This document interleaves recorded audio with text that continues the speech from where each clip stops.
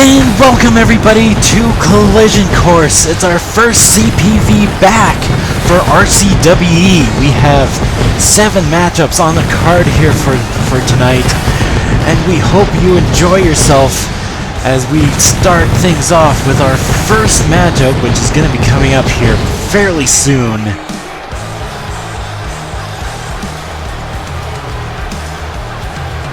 As we see all who are in attendance here tonight, eagerly awaiting our first CPV in a long time.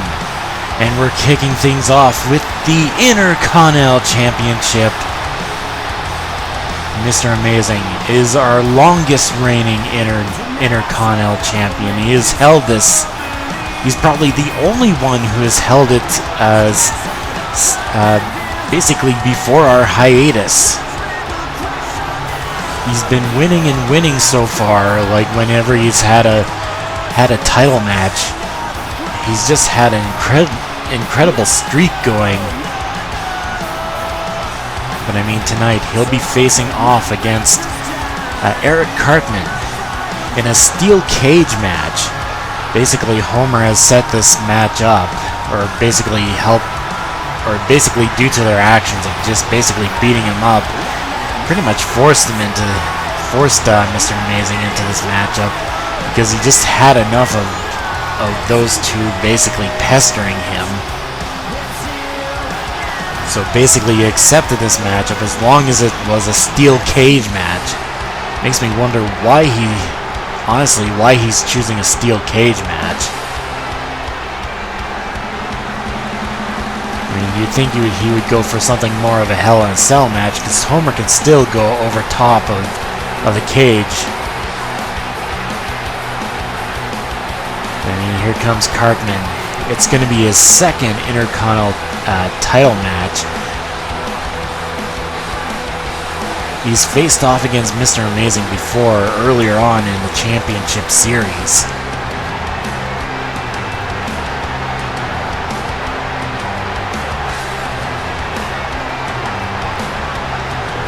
We're going to have to see how well he does in a steel cage match.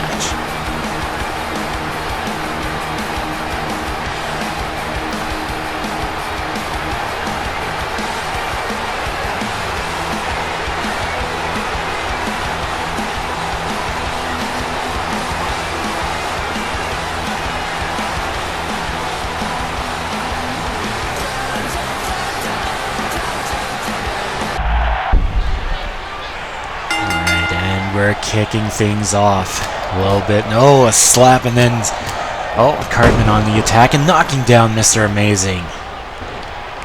Starting things off for this steel cage match. Knee right straight to the face of Cartman.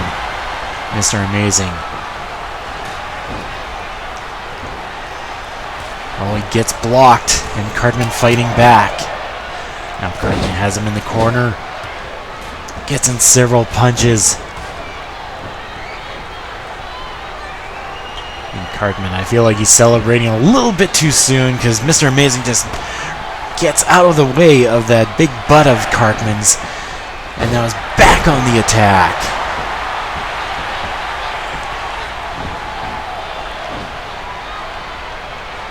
Like I said, Mr. Amazing, he's the longest reigning Intercontinental Champion. He was the one who defeated Philip J. Fry a long time ago, back in a Royal Rumble special, I do believe. Wait a sec, what's Cartman gonna do here? He throws Mr. Amazing right up against the steel cage.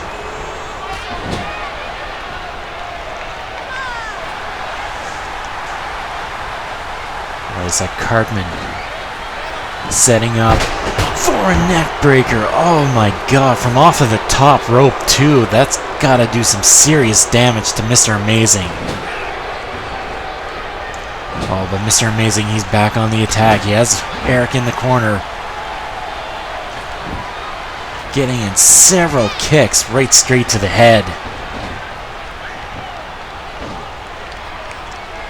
Picks up Eric. Throws him into ring ropes and picks him up, and Eric reverses it into a DDT.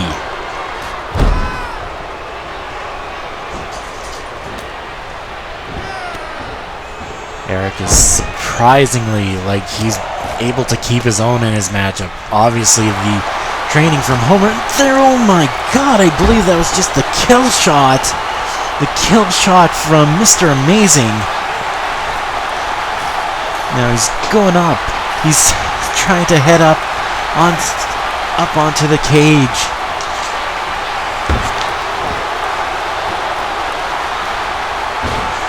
But Eric, he brought him back down.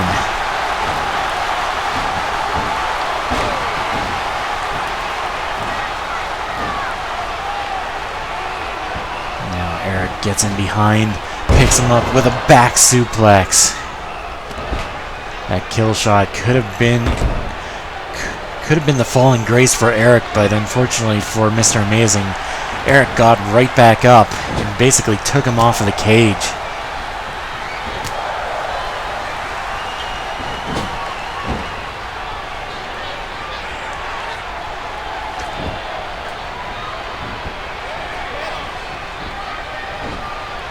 Looks like Mr. Amazing, what's he planning to do here? Ooh, kick right straight to the nether region. And Eric just tosses him down flat. But wait a sec, Eric is a little bit hesitant to try to climb up, it looks like.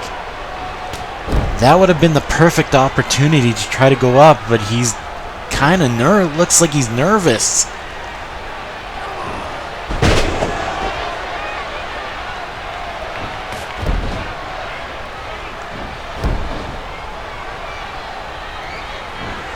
Cartman throwing Mr. Amazing into the ring ropes. Mr. Amazing reverses it into a DDT. Heck, maybe this is smart of Mr. Amazing to pick this matchup because maybe Cartman is afraid of heights. I mean, I know there is the door there, but I mean, like, what wrestler uses the door in most cases? A lot of those who want to really prove something go over the top of the cage to try to win the match. Wait a sec. And as I'm saying this, Cartman is dragging himself over to where the door is. He obviously wants to escape and win the Intercontinental Championship. But Mr. Amazing blocks him. And Cartman is a little bit peeved off.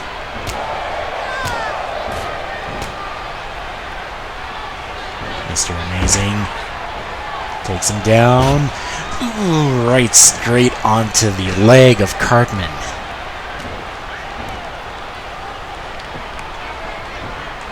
Now Cartman drags him down.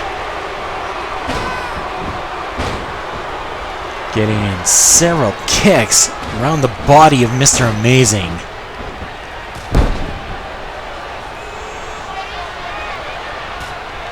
And Mr. Amazing, he's back up. Gets in behind, picks him up and slams him down hard onto the mat. Wait a sec, he's gonna try for the true ambition. And no! Cartman just blocks him straight out flat. But once again, he's too hesitant to start climbing up the cage. There's been so many opportunities to climb up that cage for Cartman that it's just very telling that he's very afraid of heights. And I mean, Cartman is one who wants to be cool. He wants to be seen as cool. So he's gonna try to climb up the cage. But yeah, he's afraid of heights. He's not going for it. He wants to. In all matters, he should be trying to escape out of the door. Wait a sec. The Colorado Slam. The Colorado Slam by Eric Cartman. Throws him into the corner. Putting him up onto the top rope once again. And suplexing him onto the ground. Cartman getting back, trying to go towards the door. Trying to go towards the door. But can he escape? Mr. Amazing is on his trail. He's inching closer, and Mr. Amazing blocks him once again.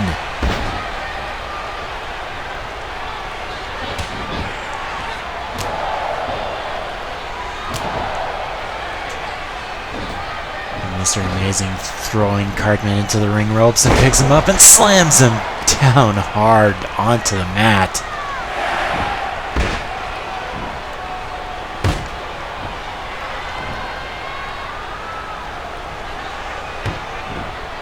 Mr. Amazing just working on those legs of Cartman, trying to make it so that it makes Cartman a little bit slower, and that, because I mean he's going to be putting up all his weight onto his legs, and I mean Cartman's not a thin man. He's a very hefty fellow. And Cartman's actually trying. He's trying to climb up, but I think he's a little bit scared stiff. Mr. Amazing's trying to knock him down, but misses with the dropkick and just decides to pull him off instead. And there it is! The amazing impact from... Yeah, the amazing impact. There's the killer instinct.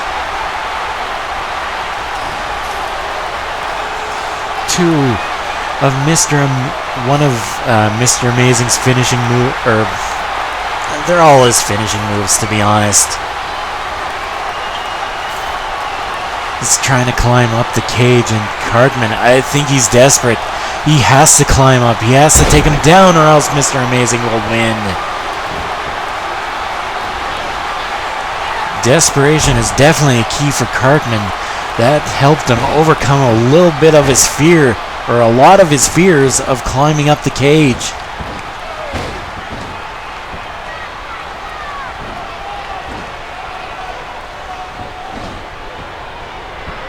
And Cartman, neck breaker onto Mr. Amazing.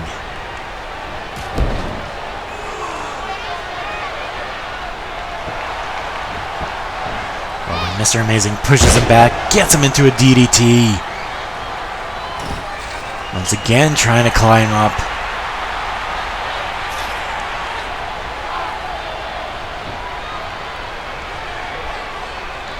But Cartman grabs his legs and just slams him down back onto the mat. Oh, Mr. Amazing, he's back up. Gets in several kicks.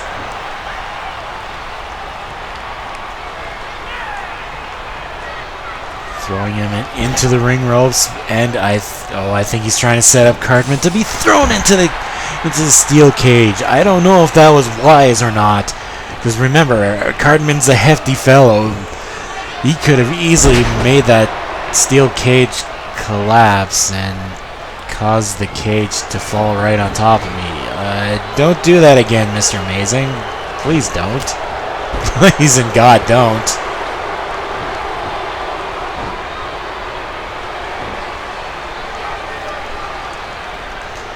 There's that Cartman. Oh, he just slams him down hard.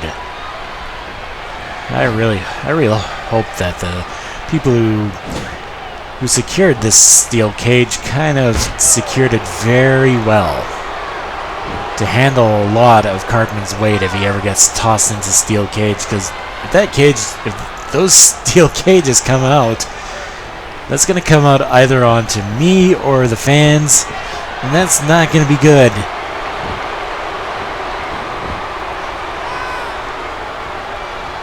As I was saying all that, Cartman got in a stink face onto Mr. Amazing. Now he's picking him up once again for Colorado Slam.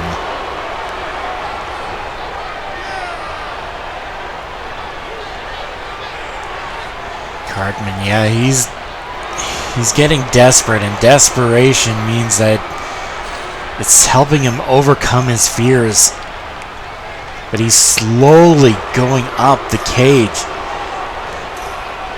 And Mr. Amazing once again climbing up blocking Cartman, takes him down.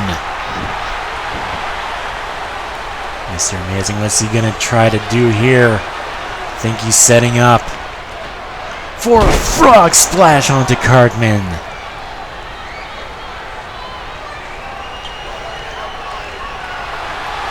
And of course, he's gonna set up for the True Ambition. Can he connect this time? And no! Once again! Cartman with quick reflexes knocking down Mr. Amazing. That's two True Ambitions that Cartman has stopped. My God Almighty!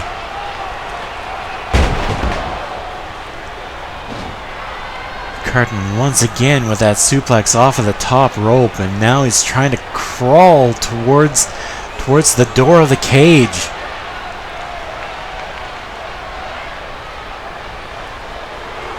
I mean, Cartman, he's getting closer. He's getting super close, but Mr. Amazing, he's catching up.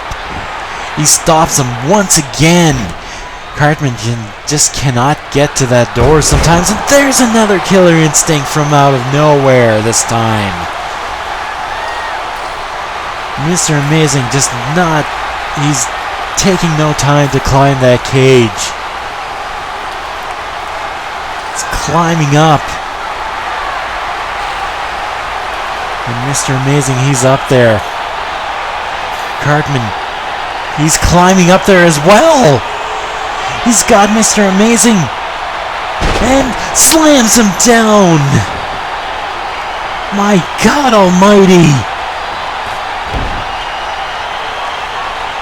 That is the closest that Mr. Amazing has been to try to get out of the cage.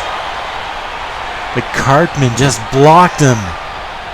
He's overcoming his fear of heights.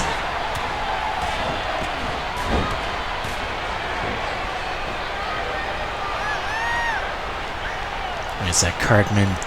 No. Okay, I thought he was going to start running. But Mr. Amazing's back up and clotheslines him down. Mr. Amazing has got to have a bit of a surge of adrenaline going in him to be able to get up that fast. He misses with that European uppercut. And Cartman back on the attack. Picks him up. I was gonna say power bomb, but no, that's just a regular body slam, and Cartman knocks him down with his own clothesline.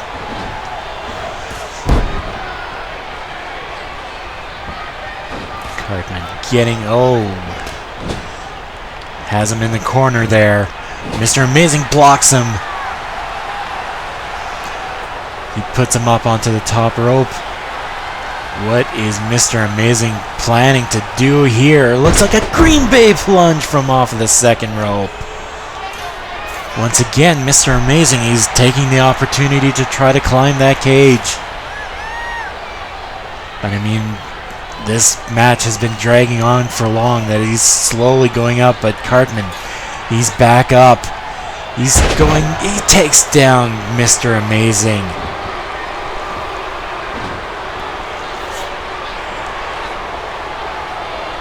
Now, another Colorado Slam. But this, he's not taking the advantage to go climb up the cage. Instead, he has Mr. Amazing in that corner. Oh my God, no. Oh my God, no. It's Cartman's fat ass. I know that's not what he calls it, but that's what I'm calling it.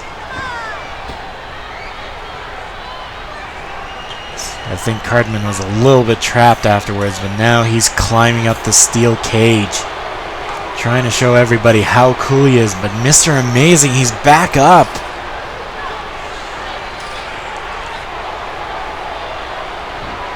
Cartman, he's teetering on the edge. Mr. Amazing, he's climbing up, and I think Cartman, I think he's frightened. And he gets taken down from off of the top. I mean, that's the one thing with the fear of heights. When you look down from from the tall bit of heights, that takes a lot out of you. Like, that is a very scary moment, and I know that because I have a fear of heights myself. Mr. Amazing once again climbing up after a true ambition against Eric Cartman. He's trying to get up there. But Cartman, he's following Mr. Amazing. And tosses him off of the top of the cage.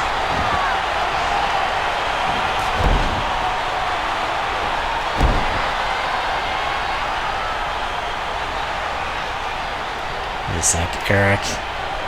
What's he gonna try to do here? Well, he throws him into the corner.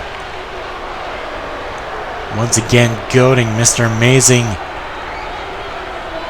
And headbutt. Oh my god, that was at full steam too.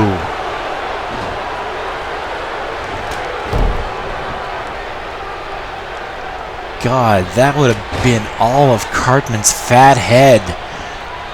Just, that would just be like a train hitting you.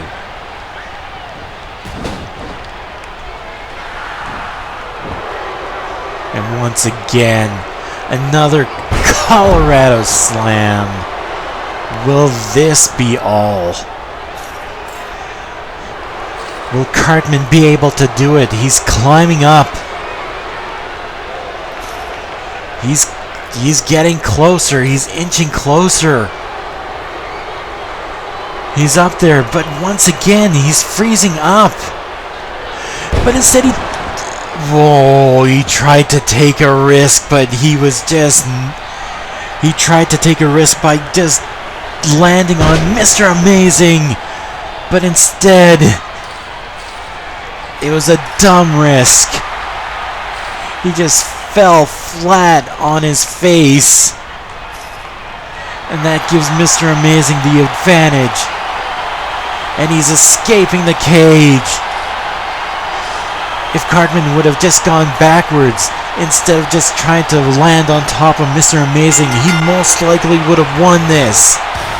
Instead, he had to be flashy, he had to be cool, and unfortunately, because he doesn't have any leg strength, because he doesn't have any leg strength, he just fell flat on his face. And my God.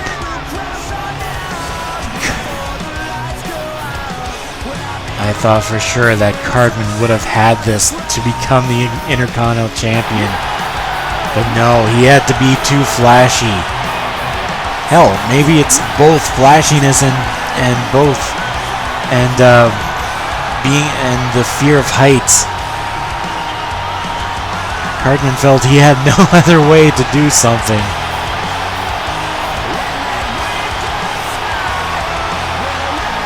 But yeah, tonight here, Mr. Amazing, he's holding on to the Intercontinental Championship for another night. How long will he hold on to this Intercontinental Championship for?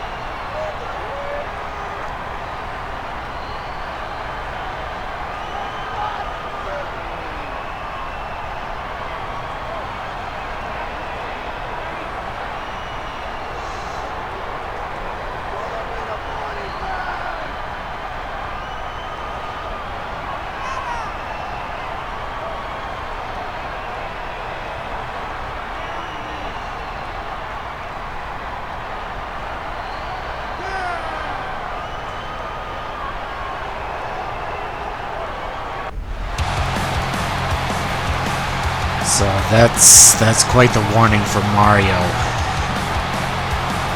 And man, Mario and Luigi, like, they've been close brothers for a long time. I know that in NoDQ World, NoDQ Ka, I know that they had a bit of a falling out then, but that was mostly Luigi, but they kind of reconciled here in the later years when they came to RCWE. But still, you have to wonder how hard it's going to be for Mario to just beat the hell out of Luigi, and it's going to be the same for Luigi as well. He didn't want to leave the Nintendo World Order. He just did a dumb thing and caused the Nintendo World Order, or Link, to be pissed off at him. But I digress. We're going on to our next matchup, which holds a lot of significance. And this is all based on that amazing promo that Ron Stoppable had done basically a few weeks ago. Basically, Ron Stoppable has wanted this matchup against Captain America. He wants to help Captain America and will do anything to try to help him and to reach out for him, or to reach out to him. And also, just finding out recently, Loki's involved with this, and he's mind controlling. Right now, I do believe that Hellboy has been looking in the back for Loki, and I'm fairly certain that Loki's got to be in the building somewhere, especially if Cap is here. Because I mean, he's got to. If Cap is fighting, Loki's got to be in the building to try to keep the spell on him.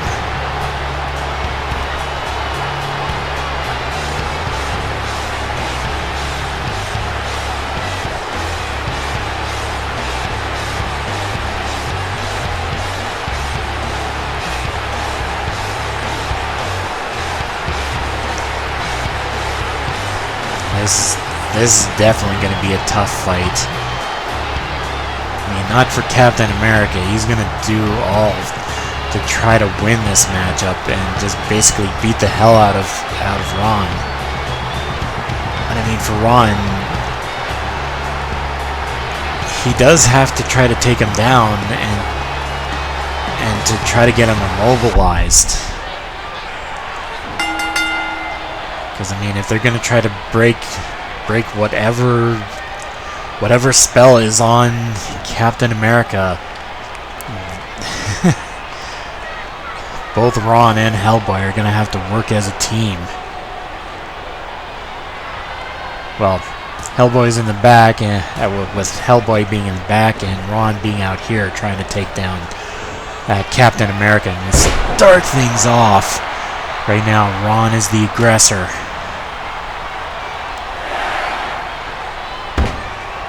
Gets another hip toss, or judo toss, I don't know. Some sort of martial arts move. A little bit of a struggle here. And Ron, knee right straight to the chin of Captain America. Oh, that's right close to the nether region. Isn't that Ron Stoppable? The Cap, he's back up and gets him with a back suplex. Throws Ron into the corner. Oh, but Ron, he's back on the attack, knocks him down with a drop kick. He's trying anything to keep Cap down or to make him stay down, and oh my god, he just missed with that corkscrew moonsault. Cap was able to get out of the way.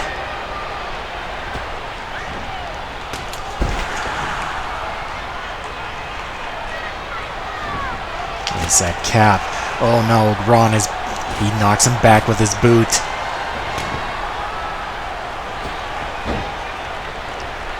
Now he's just putting weight up against the ropes.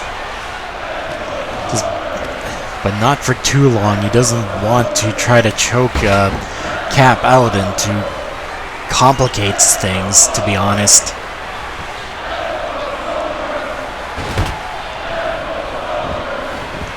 Wait a sec. Ron going for a cover. One.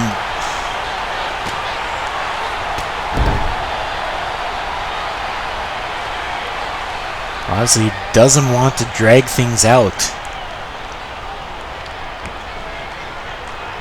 He definitely wants to get Cap immobilized as soon as possible.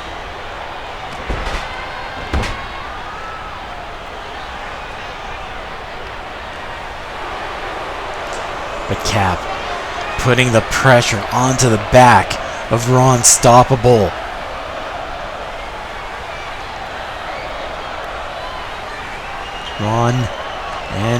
Ron gets out of it. Just powers out of it.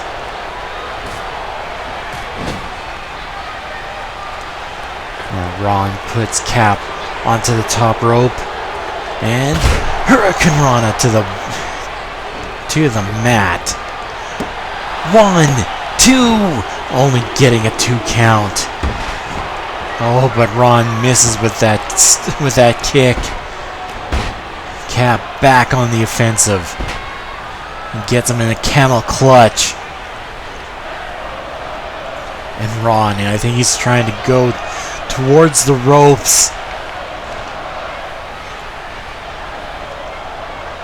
He should be, yeah, I think he realizes he should be going towards the left. And yes, he is able to break up the submission.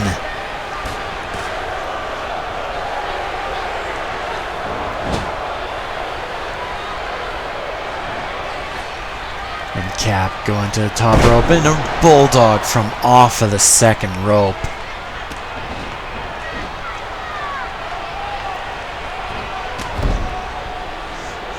But I mean, I'm kind of hoping that Cap is fighting in there in his head. I hope he realizes his mistakes. And to basically stop fighting Ron and to let him help him.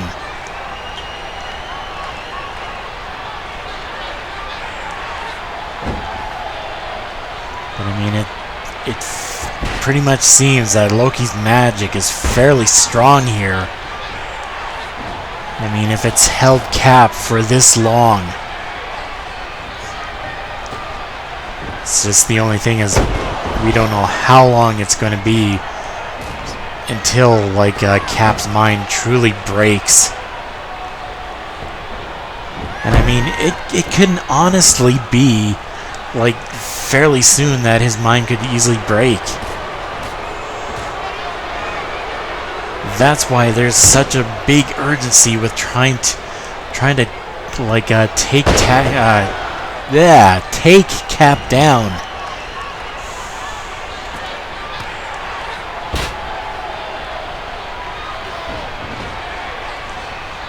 Cap, he picks up Ron, throws him into the corner, puts him up onto the top rope.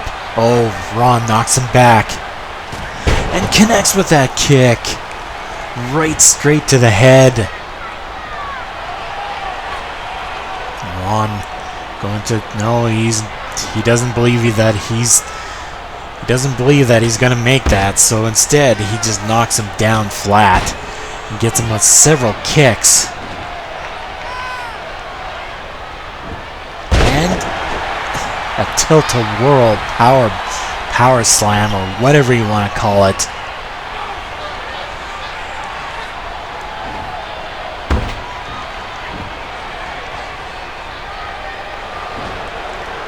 Oh, Ron misses with whatever what he was trying to do there. And instead, Cap just basically gets him with a belly-to-belly suplex, going for the cover, but only getting a 1 count.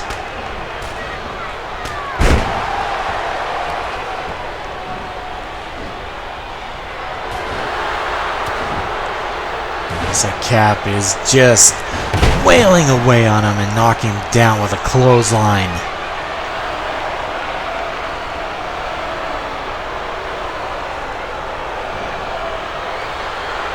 And there it is! The All-American Slam onto Ron. 1, 2, no! Only a 2 count.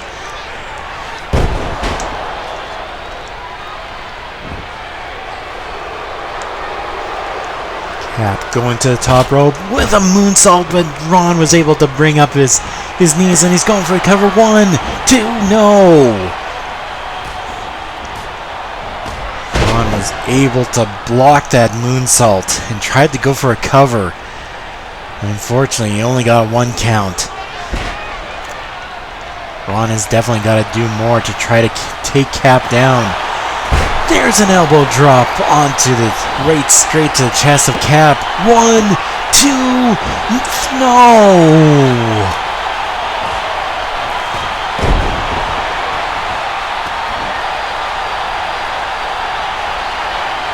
Wait a sec. There's another handspring elbow drop.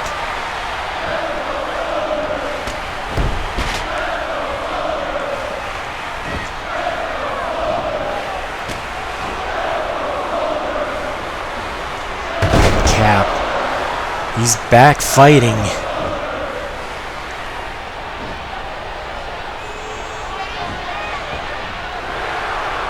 And oh my God! I believe that was a German suplex, basically tossing him just like he did. But Ron is back up. Ron must have a little bit of a surge of adrenaline, but he looks hurt.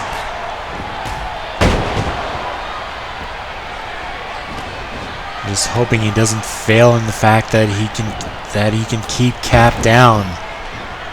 So remember, right now Hellboy is looking in the back for Loki. And Ron connects with an enziguri.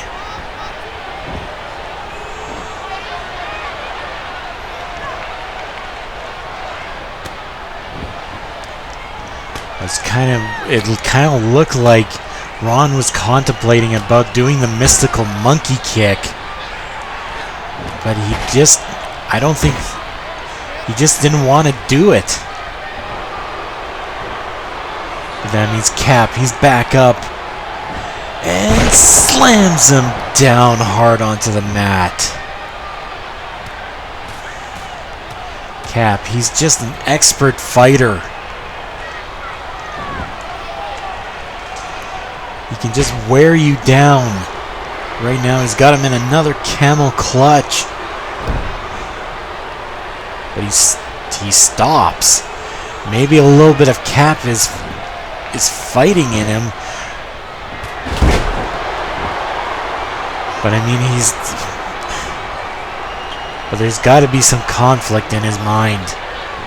Because I mean Cap could have easily held onto the camel clutch and get the win. And it's like Ron going for a cover. 1, 2, and only getting a 2 count. I was just trying to go for a quick cover. I mean, afterwards Ron would have had to try to keep Cap down and try to incapacitate him afterwards.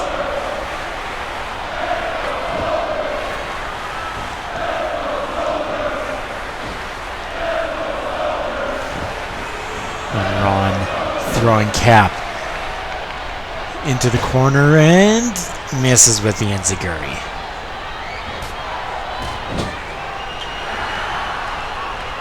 And Cap instead is back on the attack by throwing Ron into the ring post. My God almighty.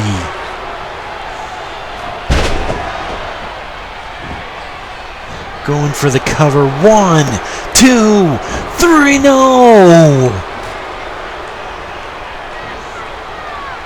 Ron is just showing spirit. He's just trying to fight out of. He's trying to keep himself active, and there's a mystical monkey kick. Finally, he resorts to it. Finally resorts to the mystical monkey kick. 1, 2, no!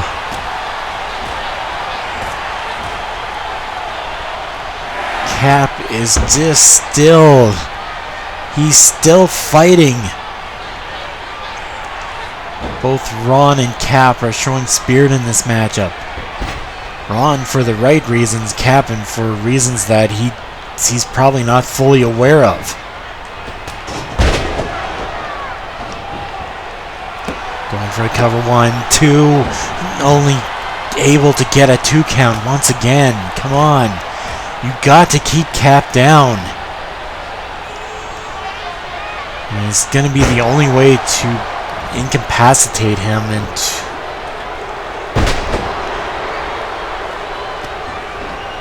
I mean to likely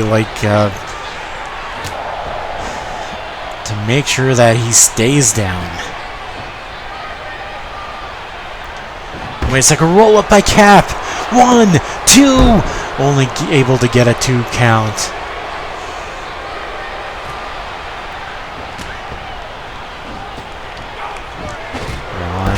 Oh, a knee, and Cap looks to be bleeding. I don't know if Ron had planned for that, and he connects with an elbow drop. But now he's setting up for another mystical monkey kick. He definitely wants to keep Cap down. And there he goes. Going for the cover. 1, 2, no! Cap is still up. Cap is still fighting.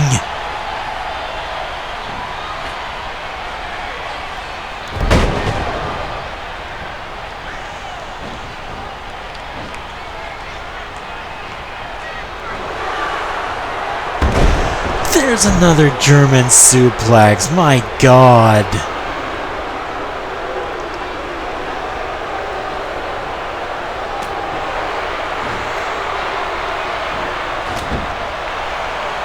And DDT! DDT onto Cap! And now Ron, once again, setting up for another mystical monkey kick!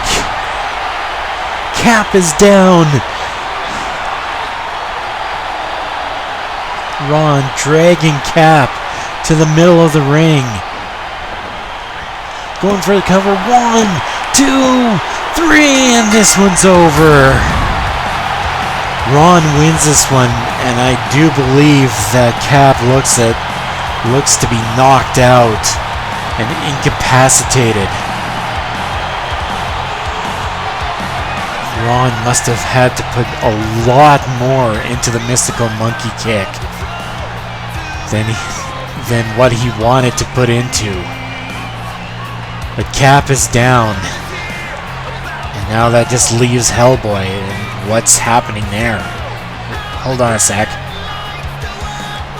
Sorry, I'm getting things in. I'm getting word that we need to go to the back right now because. Okay, this definitely has something to do with Hellboy and Loki. I do believe Loki has been spotted. Yeah, we're gonna go to the back here. We have a camera hidden away somewhere. We're gonna show this here coming up.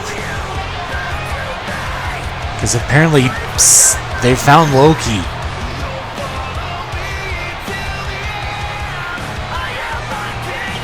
Well, whenever we get to go to it. Yeah, here we go, and Hellboy is waiting.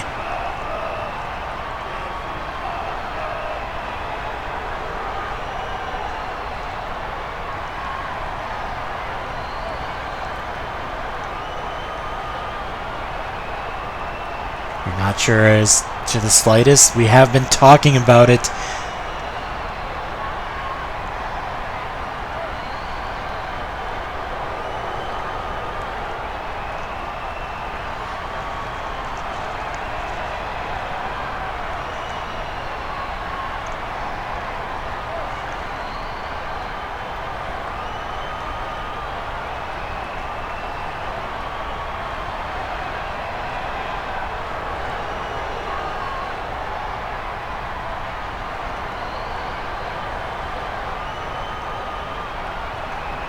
Oh, please, you don't know anything?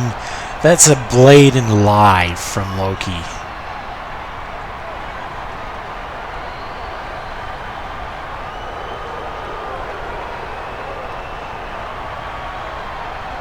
I think Hellboy is just sizing up Loki.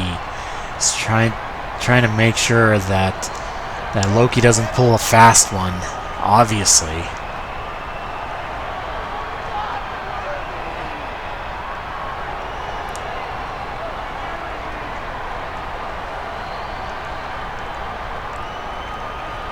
Oh, Loki, he's definitely getting a little bit worried.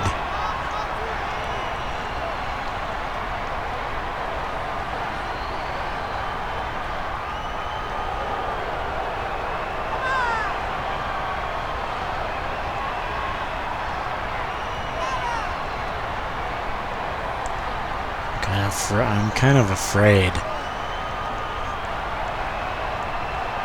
I'm not sure what's going to happen here. Hellboy is definitely sizing up Loki. He's trying to make oh, and Loki with a swift punch, and he's escaping. And Hellboy is trying to run after him. Unfortunately, Hellboy kind of screwed up there. He should have... I think he was sizing him up too much. Or he's just trying to be intimidating to him, but Loki, he's the god of mischief. He's gonna try to trick you. He's gonna try to escape if he knows he's in trouble. And that's all he is. He's a trickster.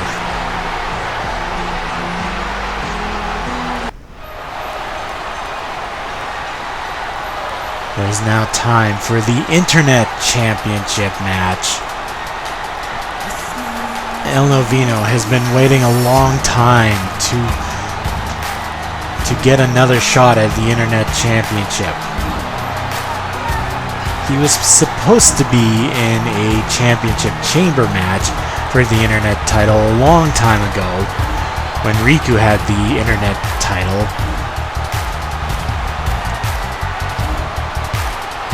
And then, I do believe a couple months ago, El Novino made the challenge to Namor for the Internet Championship, but basically got denied by Namor because of the fact that he wasn't like a king or higher. And in all honesty, in RCWE, there's really only like a couple people who honestly would really fit the bill.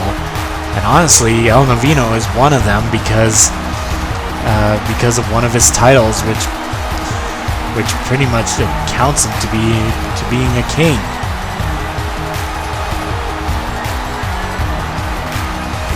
I do believe it's called the Air del Rey. I have to look it up again, but yeah, basically. But yeah,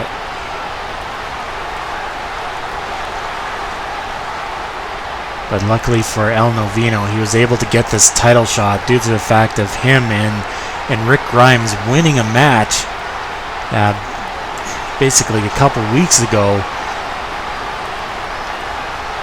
against Namor and Loki. Of course, we speak of Loki again. And due to the fact that they won that match, El Novino has earned this shot at the Internet Championship. But can he take Namor down? And Namor just running right at him and tackles him down.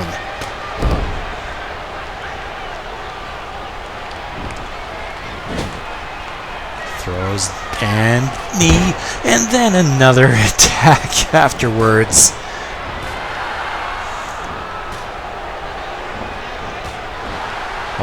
Novino getting in several punches and slams him down hard with that flapjack. Throws him into the ring ropes. And oh, Namor, German suplex. He was able to duck underneath the clothesline and get in a German suplex.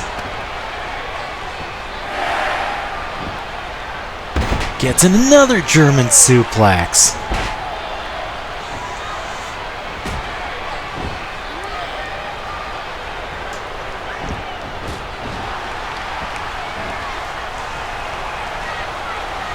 Vino going for a double arm suplex there. Thought he was going to try to go for a pin there, but no.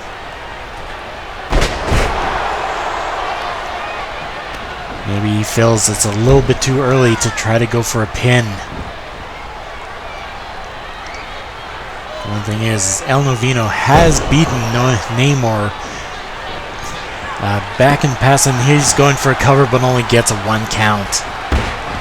Yeah, in one of the afterburns, El Novino and Namor faced off against one another. El Novino was able to win, but Namor was pissed off about that fact and just basically beat up Novino after the match.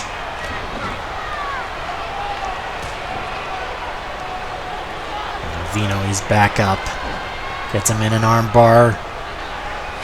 Knee right straight to the chin of Namor.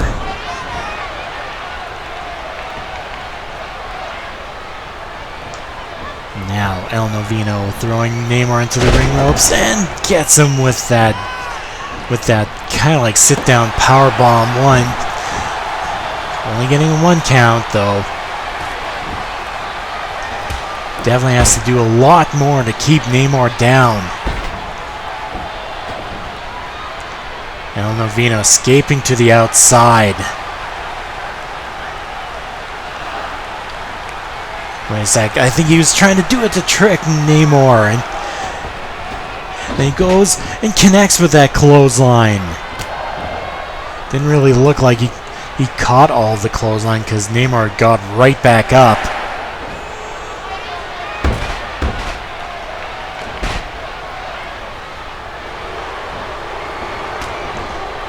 He's back up, picks him up, and just tosses him into the ring ropes.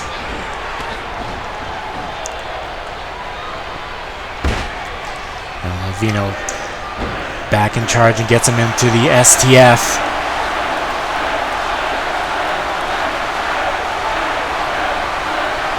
And Namor powers out of it.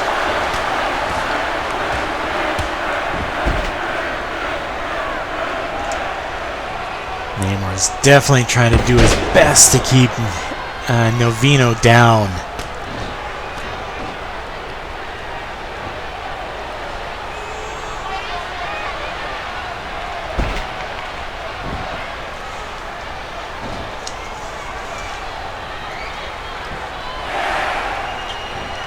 Namor picks him up, gets him with a back suplex, and Novino's back up.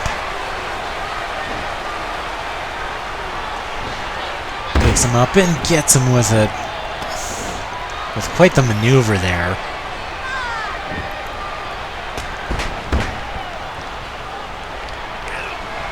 Novino, I think he's trying to go up to the top rope, and oh, Namor caught him and slams him down onto his knee.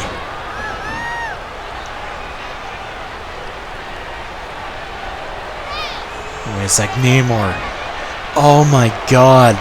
That stretch gets him into this submission hold.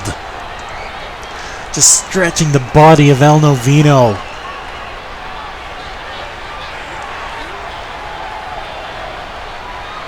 But wait a sec. El Novino gets out and rolls out of it.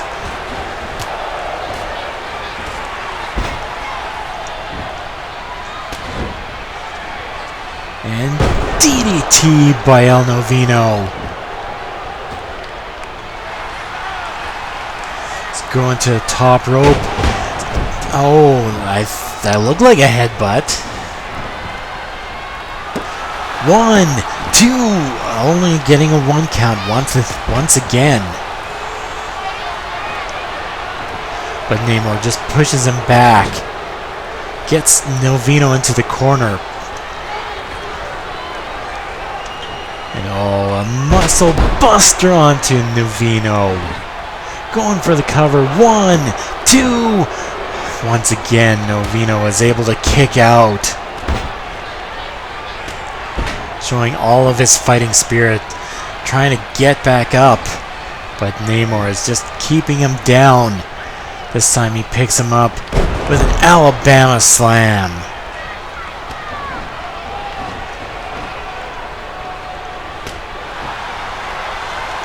Novino's back up, and knee right straight to the head. He's going to the top rope, gets him with a frog splash. 1, 2. Sorry, that wasn't a frog splash. I think it was just a regular body splash.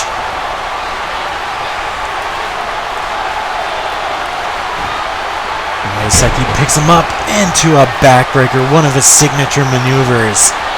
Going for the cover. 1, 2. Only getting a 2 count.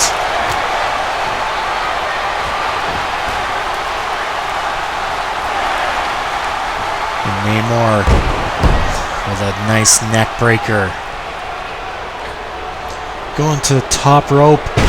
And a 450 splash onto Novino. 1, 2. Only getting a 2 count. Wow, that's incredible athletics there.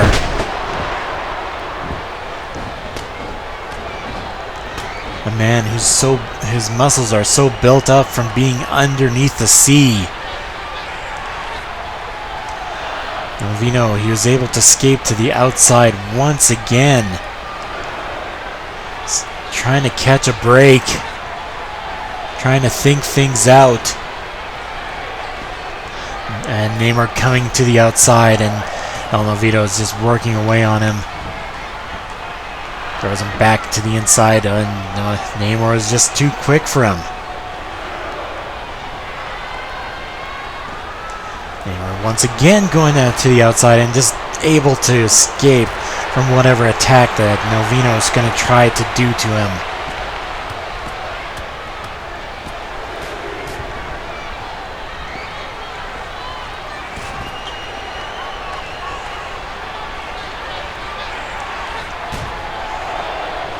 My God, Namor is just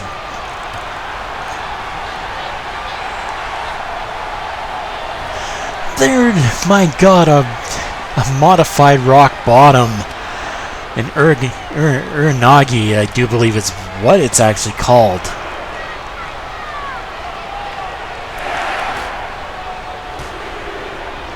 These two are just fighting on the outside. I mean, there's a lot of hatred between these two. And Novino, he's going to the top rope and splashes right on top of Namor. All the way from off of the top rope to the concrete floor. The DDT to the matted concrete floor. Oh my God, Namor's back up. Picks him up. Into a power slam. And I think Namor is just going to let him get counted out. Come on, Novino. Yeah, he's back up and he's back in the ring. Now these two are locking up once again. And Namor picks him up. Slams him down hard. 1, 2, no! Novino is just able to stay up.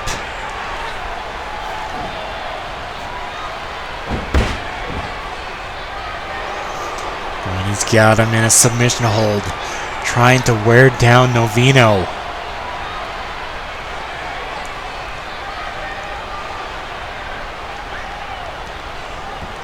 But Novino is able to escape once again. Novino's definitely got to be worn out. I don't know how much Namor is worn out at this point.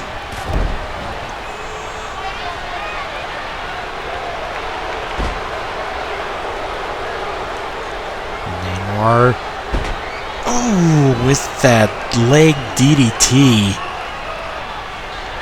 When I say leg DDT, he just basically takes his leg and does a DDT motion. Novino getting... He's going to the top rope. Novino salt and he connects! 1, 2, 3, no!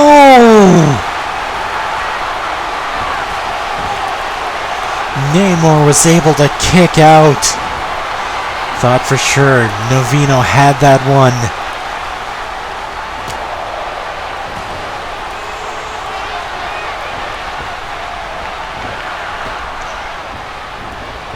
He jumps over top of him and just getting him with that nice maneuver. Picks him up for a Hellraiser. Hellraiser onto Namor. 1, 2, 3. No, no. Namor able to kick out.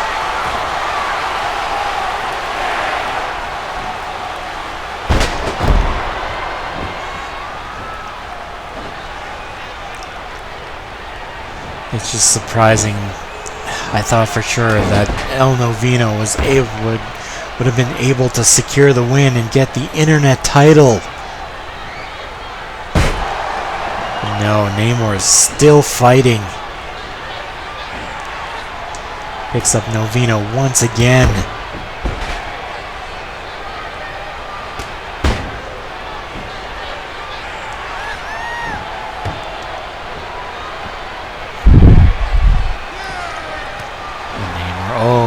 Novino's back on the attack.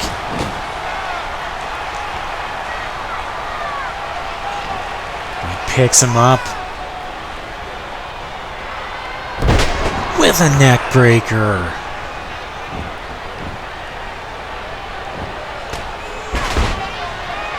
You have to wonder what Novino is thinking. How is he going to be able to keep Namor down?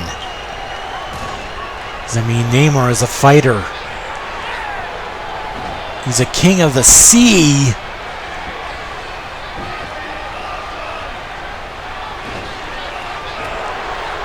And oh my god, Namor just picking him up and just slamming him down hard.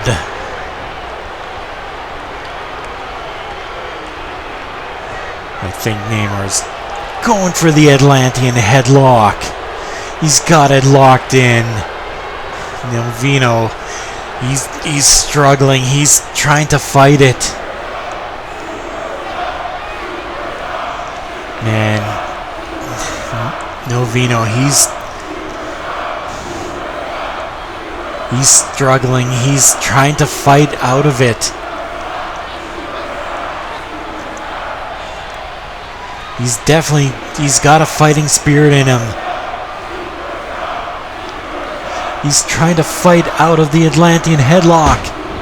But Namor just basically tosses him down before Novino could escape, instead getting him into a tidal wave.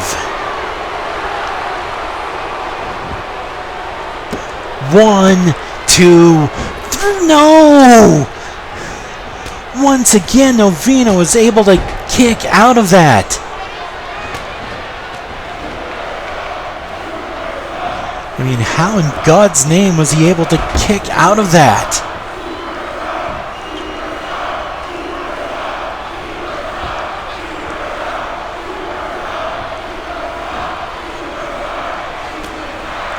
Oh, wait a sec. Novino. Wait a sec, he picks him up. Hellraiser! The Hellraiser onto Namor. I think he's going to finish it with a Novino salt, but he misses. Unfortunately, Novino missed. He probably got disorientated from all the damage he's taken in this match so far. Both ways, Novino, he's back up. The first one to be back up, in fact.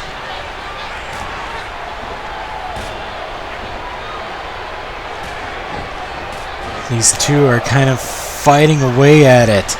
Just back and forth. There's a strong kick right to the back of the head. No, Novino's back up.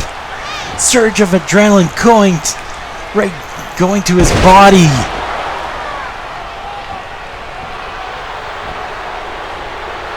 But Namor gets him with a German suplex.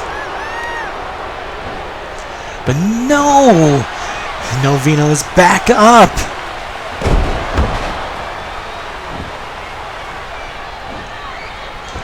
But so is Namor. Because now he's picking him up. And he just tosses him just straight down. And just with that maneuver.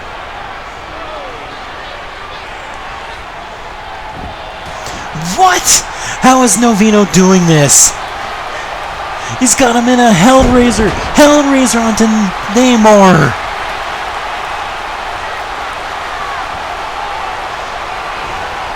This fighting spirit, this surge of adrenaline is getting him with another Hellraiser.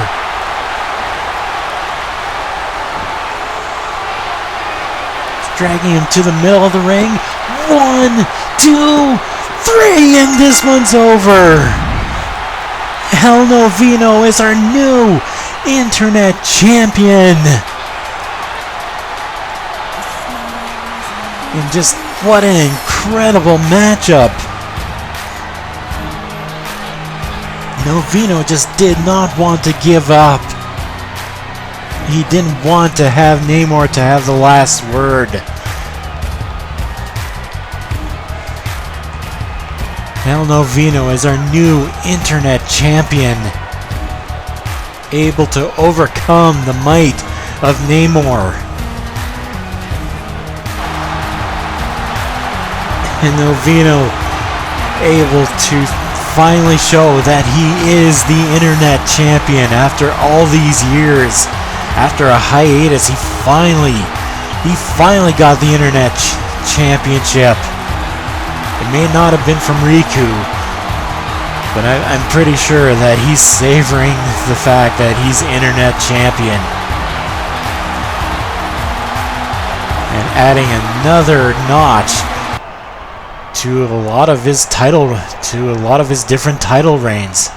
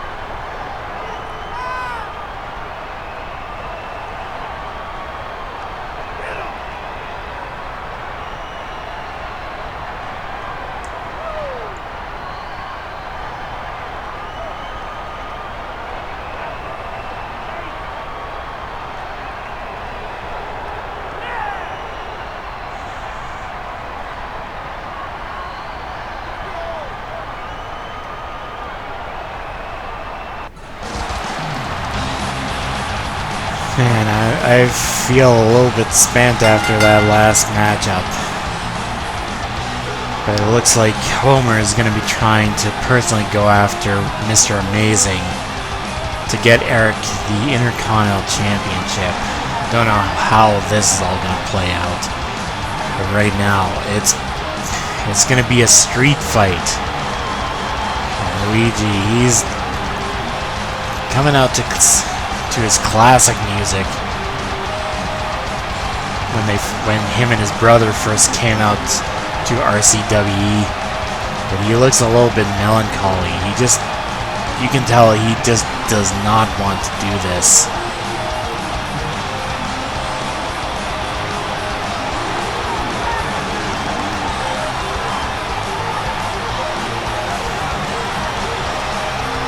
He's just slowly walking to the ring. It's like there's a realization that he may have to hurt his brother.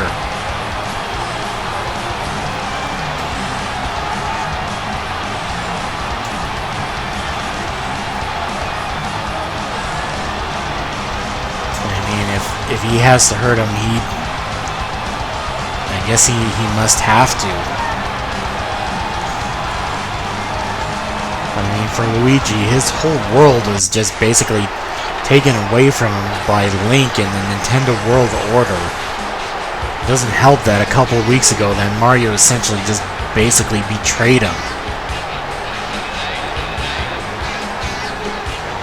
I think Mario is just not expecting to go alone in this matchup either, because Link has basically said that no member of the Nintendo World Order is going to be coming out in this matchup to help him. It's a loyalty mission to him. For him, sorry. I mean, Mario looks a little bit more confident.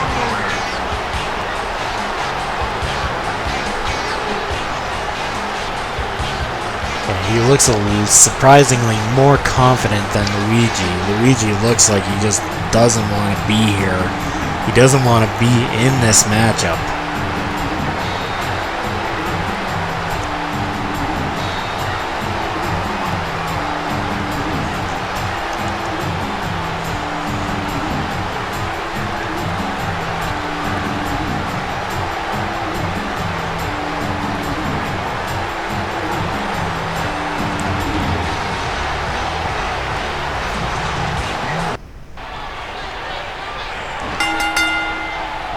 Starting things off with a battle between two brothers. A little bit of a stare down going on.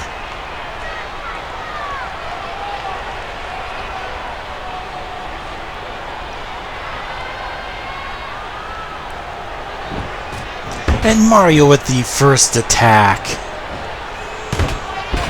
Getting with a Pele.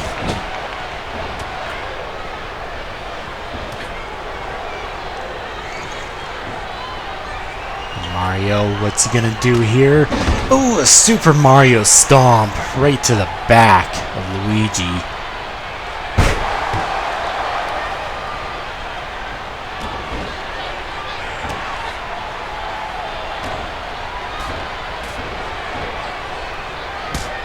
And several punches, just knocking down Luigi. Oh, a butt stomp from Mario. I mean, those butt stomps from Mario do hefty damage.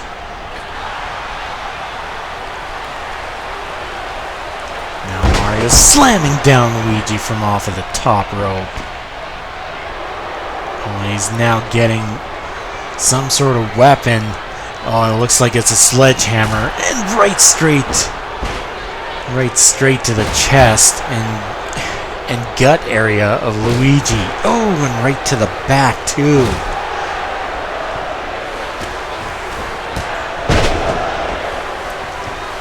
Doesn't feel like Luigi just wants to fight back in this matchup.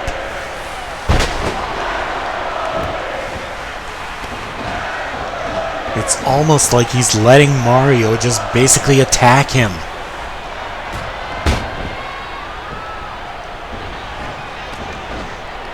Kind of thinking that Luigi is hoping and praying that his brother will see reason, and maybe even Link and the Nintendo World Order will see reason and allow him to back in, but I think at this point, I do believe that's not going to be happening.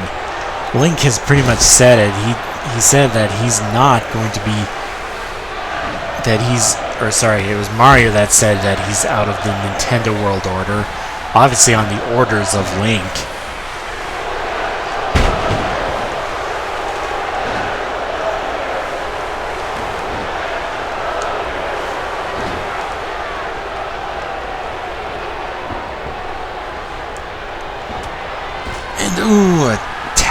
right into our announce table.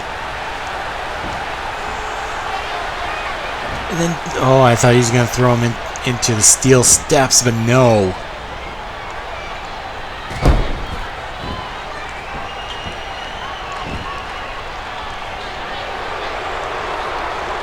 No, instead he's getting a steel chair, and yeah, Luigi, he's got this, he's got the sledgehammer.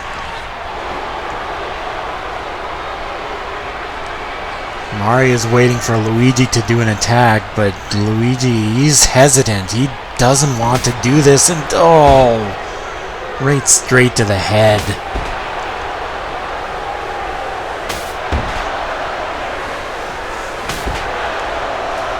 I mean, poor Luigi here. He's just getting like dominated by his brother. His brother is just attacking him and just doing this all to Luigi.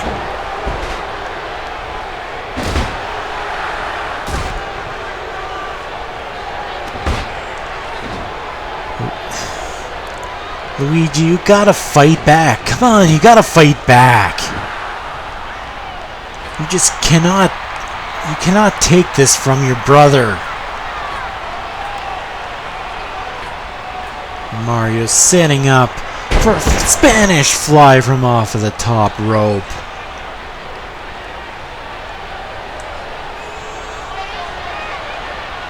A little bit of a stare down from Mario.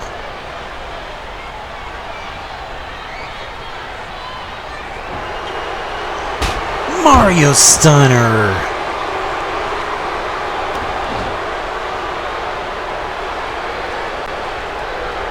And wait a sec, that fired Luigi up! I don't think he should have said that he wished that he was never born, or... Luigi is fired up. I think he realizes that Mario is basically... They're not going to see reason in this. One. Only getting a 1 count.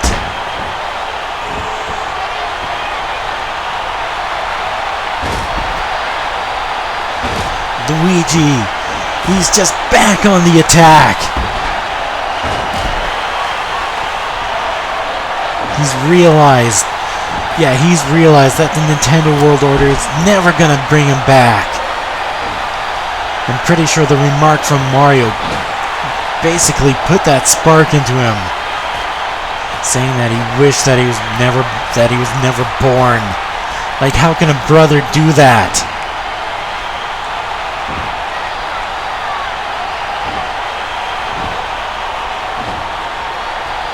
Luigi picks him up with a sit-down power slam or some sort of maneuver. I don't know what it's exactly called.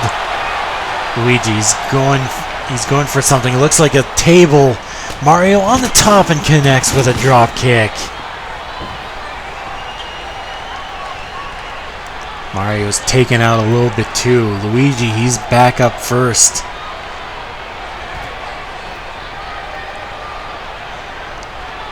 Luigi's a little bit taken out from getting hit with that drop kick. But now just wailing away on his brother.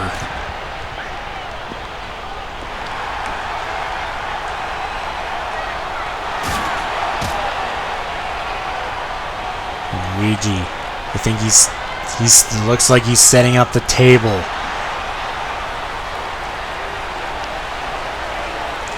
He's putting it over there. Wait a sec, he's got a match and he's igniting it, and Mario just tosses him like he's a rag doll.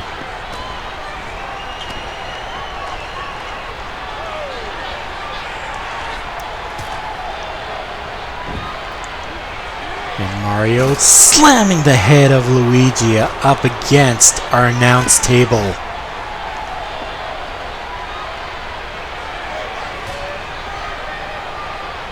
That table has been lit on fire. Basically with the intent of somebody going through it. But it have no idea who's gonna eventually go through it at this point.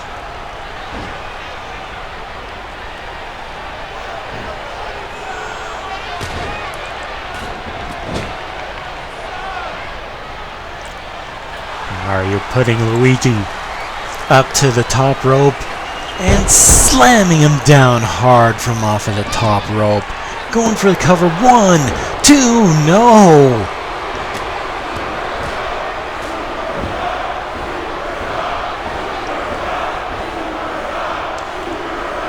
Mario is getting several succession of punches, but now Luigi is back on the attack. He's going for a DDT.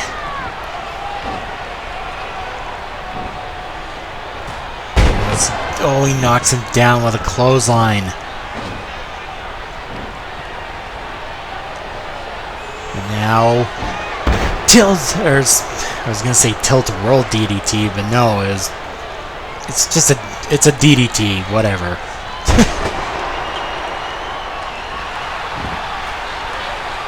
Luigi going to the top, and oh, he missed. He missed with that senton bomb. Mario's back up. Oh, I think he was going to try for the Mario Stunner. But instead, Luigi gets him with the other brother Stunner.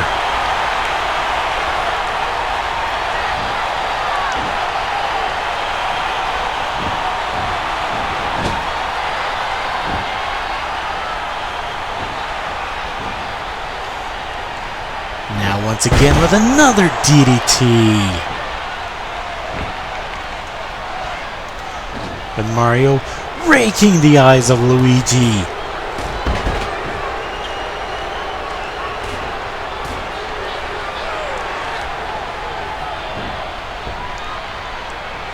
Wait a sec,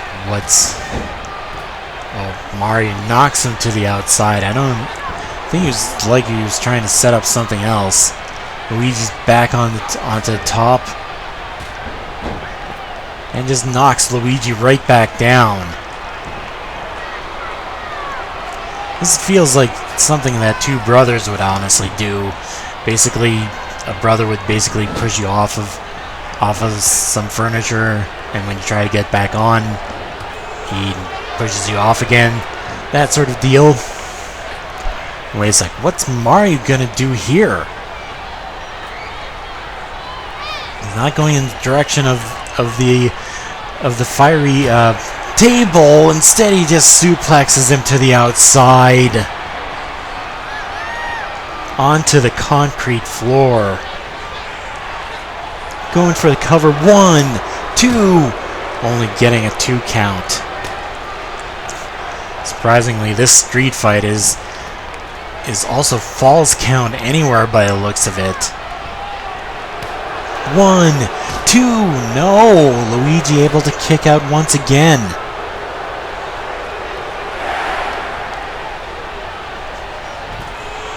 Oh! That was a suplex right into steel steps.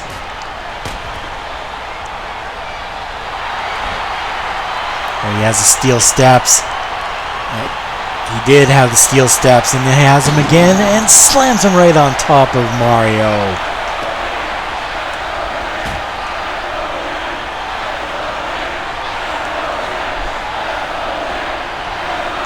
And a Russian leg sweep. That was very close to where the burning table is.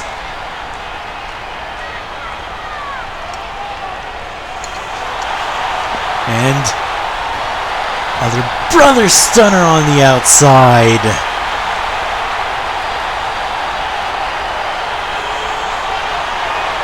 Oh, and Luigi. No, this is the plumber's plunge. Is he gonna put him through the flaming table? Oh, but no, he doesn't. He was unable to do it. 1, 2, only able to get a 2 count. And there he puts him through the flaming table. 1, 2. That seemed like a little bit of a slow count, if in all honesty.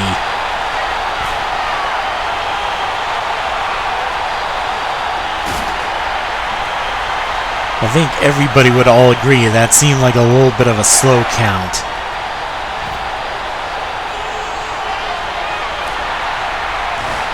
But Mario is still in this matchup. Luigi's exposing our announce table. Not looking forward to this. Mario puts Luigi onto our announce table. Oh my god, no. Elbow drop through our announce table. Oh my god. 1, 2. Only able to get a 2 count though.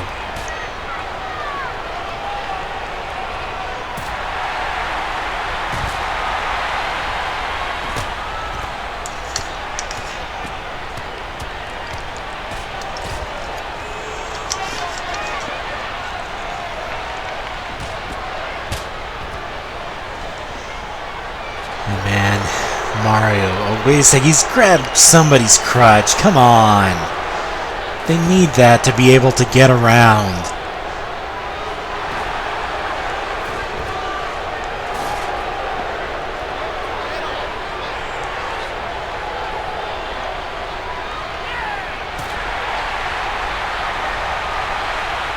Now he has him in that over in the barricade area. Mario just picking up Luigi.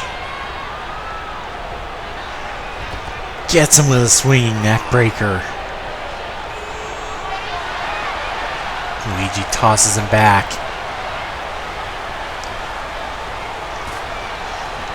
Gets him with a Russian leg sweep. These two have a shared history, and actually, speaking of shared history, Luigi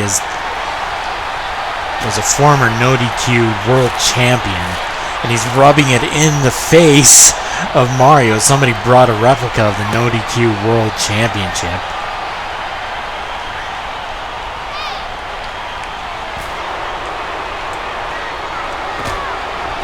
Luigi just basically rubbing it in the face of Mario that yes, he was a former No DQ world champion.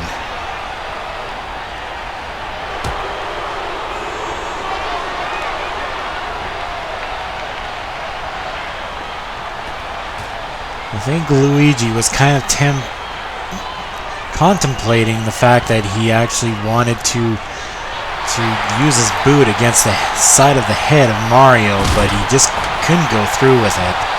I guess there still is a little bit of brotherly love in Luigi after all. I don't think he can go that far. Going for the cover. 1, 2, no!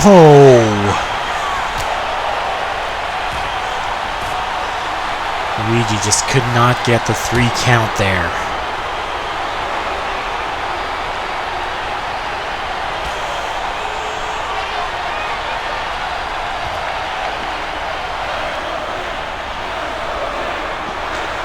It's like Mario. Oh, what's he gonna do here?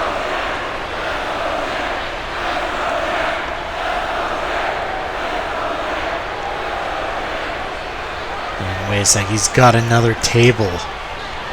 Luigi's coming towards Mario. Oh, right straight to the chest. Mario set up that table.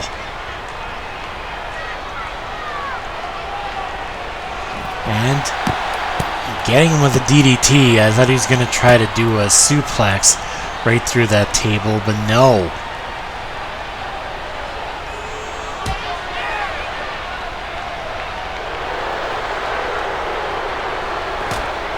Wait a sec. Luigi was tempting this earlier, but Mario is not hesitant to do it.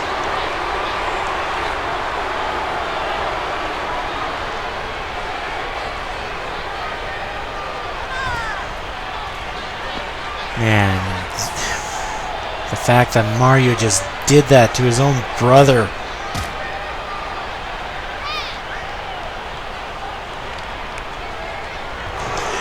Oh, that was very close through the table. I thought for sure that Luigi was gonna go through.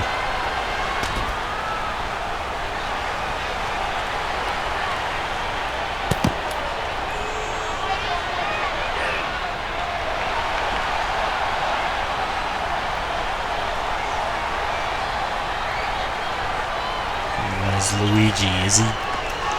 No, Mario back on the offensive.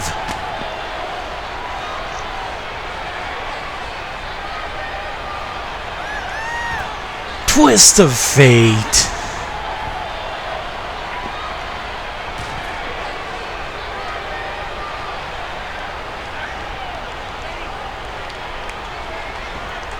It looks like Mario basically wanted to try to grab that guitar, but it was too late. Somebody surprisingly brought a guitar to a wrestling match. Don't know why they would do that. There's always a chance that those wrestlers could easily go and grab it and just... and yeah. Wait a sec, Mario. What is he gonna plan to do here? Mario stomped through the table! 1, 2... No! How is this one not over after that?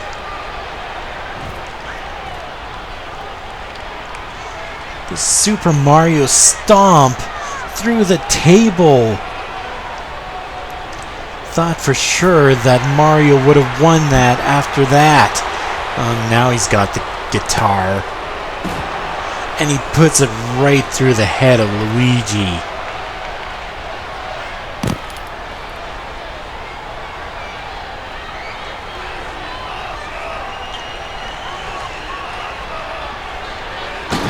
And then right to the steel steps.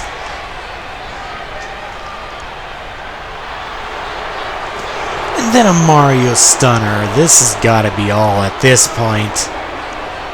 But no, Mario's not done with him. There's an X Factor.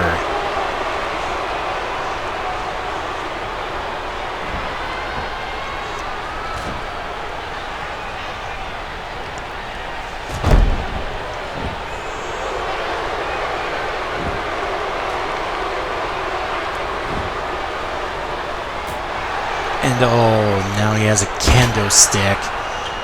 Mario's the one who keeps bringing in the weapons. Honestly, I think Luigi only had brought out one of the tables at one point.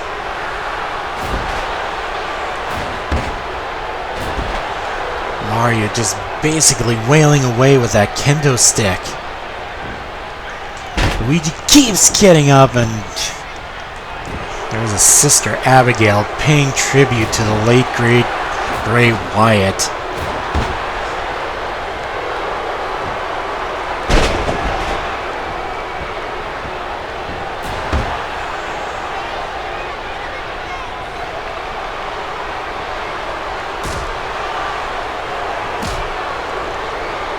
Mario just working away on Luigi. Just doing more and more to Luigi to keep him down.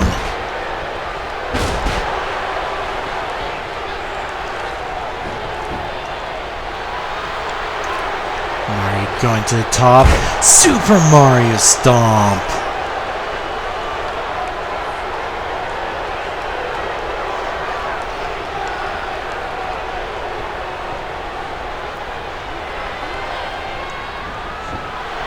And then finishing him off with a Mario Stunner. No, he's not finishing him off at all. Instead, he's going for the ladder. Thought for sure that he would try to finish him off at this point and just end it with a pin. But no. He's just doing more damage to Luigi. Oh, right straight to the back.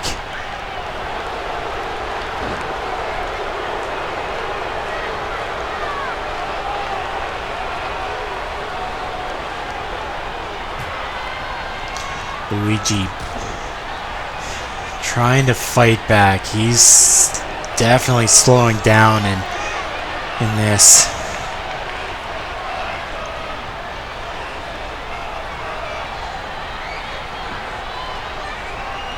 And Mario instead with another Sister Abigail.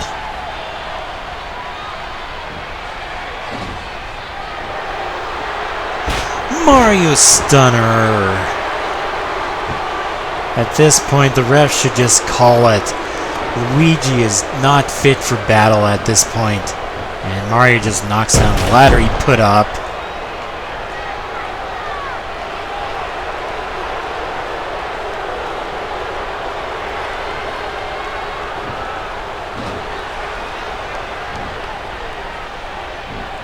Picks him up.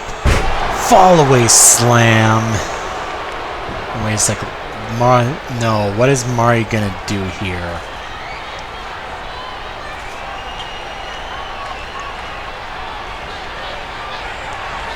Luigi is back up, but he's dazed.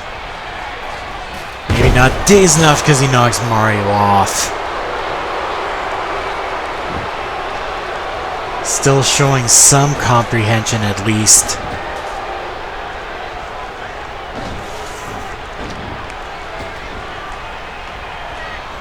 And Mario with a roll up. 1, 2. Only able to get a 2 count.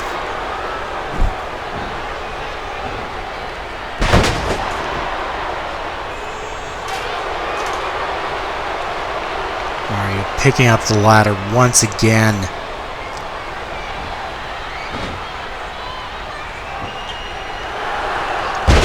There's... My God. The Samoan drop. But Luigi is back up. He's got a surge of adrenaline.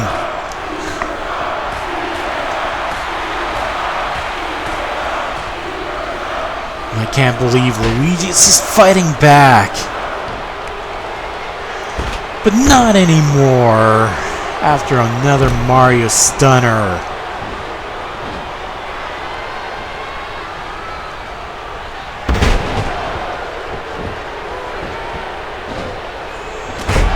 Oh, a butt stomp.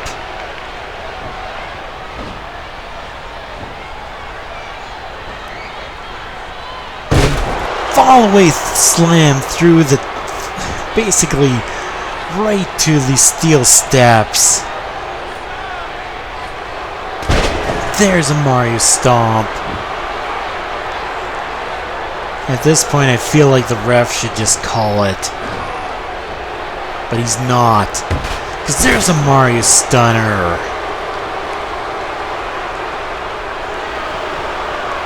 And he's not ending it there.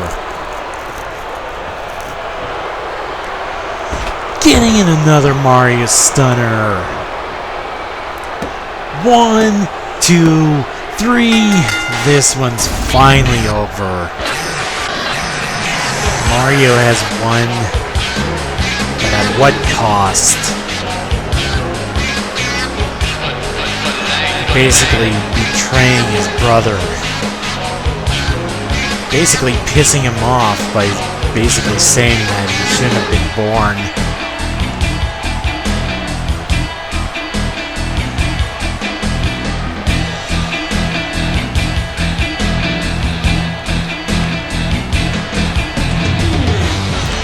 I'm just shaking my head at basically all that I've seen.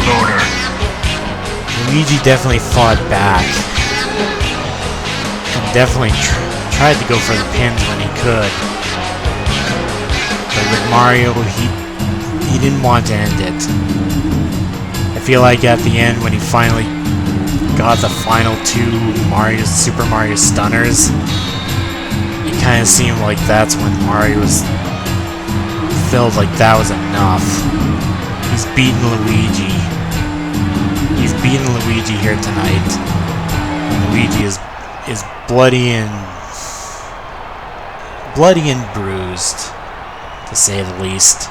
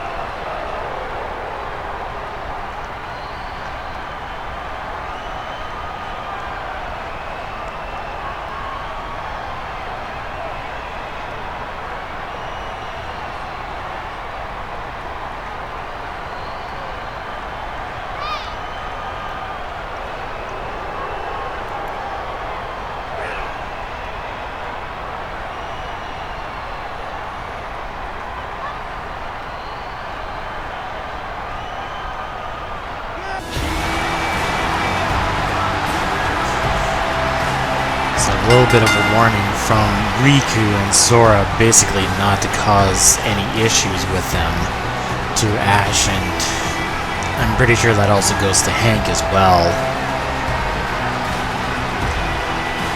I mean, both Hank and Ash, they were in matchups during the pre-show, and unfortunately for both of them, they both lost, whereas Riku and Sora, they won their tag team match on the pre-show. So they're obviously all, for Sora and Riku, they're obviously feeling high and mighty. And as you can tell right now, we're having the RCW Tournament Finals. Wonder Woman has already come out here. She's going to be basically sitting outside and just watching this matchup as an observer, as Princess Daisy will be facing off against Makoto Nijima. And whoever wins between the two will be facing off against Wonder Woman for the RCW Women's title.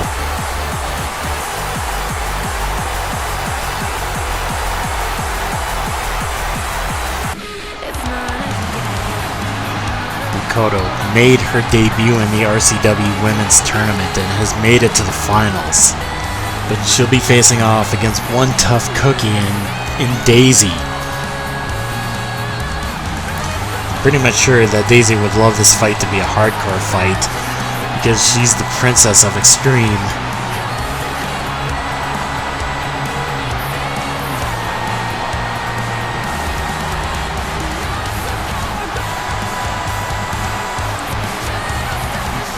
You also have to wonder, like Princess Daisy and Luigi, they kind of seem like they have quite the friendship. You have to wonder if Daisy feels a little bit worried about the fact of what happened to Luigi earlier. Daisy is a Nintendo character, but she's not as part as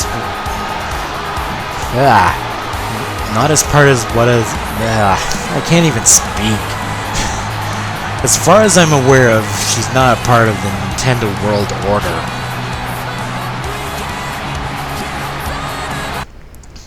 I mean, she's not wearing the black and white of the Nintendo World Order that the Nintendo World Order would normally wear. A little bit of a stare down between the two, and there's starting the fight.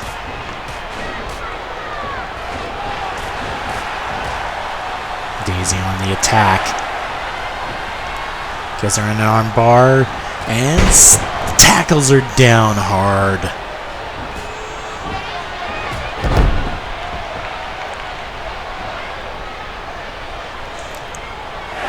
And Daisy, what's she gonna plan to do here with a suplex? Daisy wearing a different outfit. Obviously, due to the specialness of this match, she wants... Maybe she's just trying to impress Wonder Woman. Who knows? Because we know that she is a little bit of a fangirl towards Wonder Woman.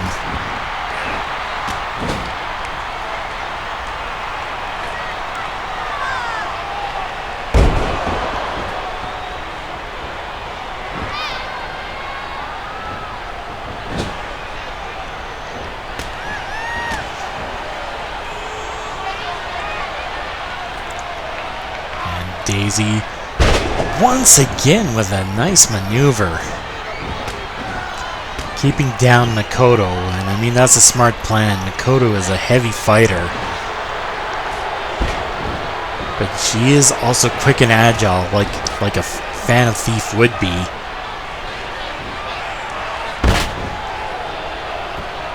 A lot of people paying tribute to Bray Wyatt here tonight.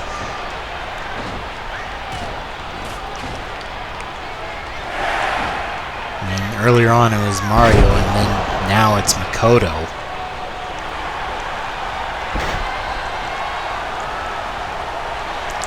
Wait a sec, what's Daisy planning on doing here?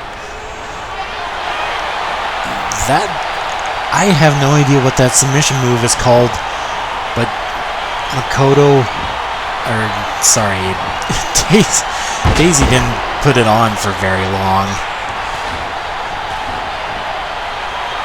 Because Makoto kind of seemed like she was able to fight out of it.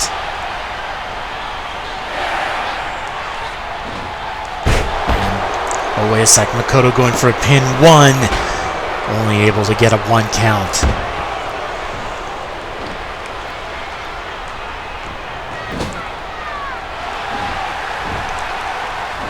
Now Daisy has Makoto up onto the top rope. There's a neck breaker. Going for a cover. 1, 2. Only able to get a 2 count.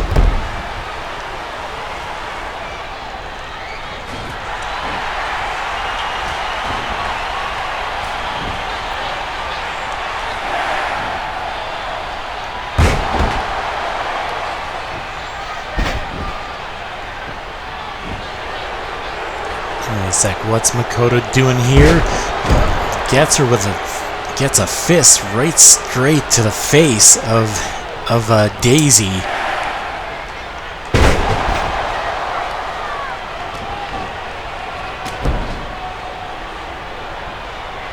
Sorry if it feels like I'm a little bit out of it at this point, because for the most part it's been a long recording session.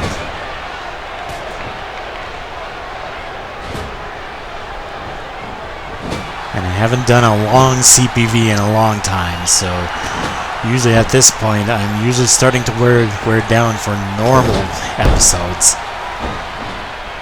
But I'm hanging through there. Because after this matchup, we still have 2 matchups left. One is a triple threat match between 3 critics, and also in our main event, the tag team titles. And wait a second, Makoto going for a cover. 1, 2. Only able to get a 2 count. As I was saying, the tag team titles are up for grabs, as the All-American Alliance will be facing off against the team of Philip J. Fry and Peter Griffin. And wait a sec, Daisy going for a cover. Only able to get a 2 count though. And wait a sec, Makoto belly to belly suplex.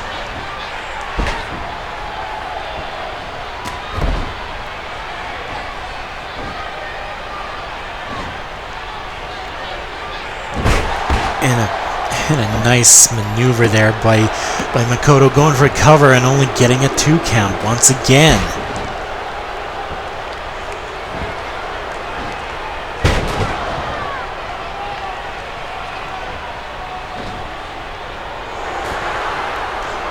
Wait a sec. Makoto using her fists of fury, her calculated punches, knocking down Daisy.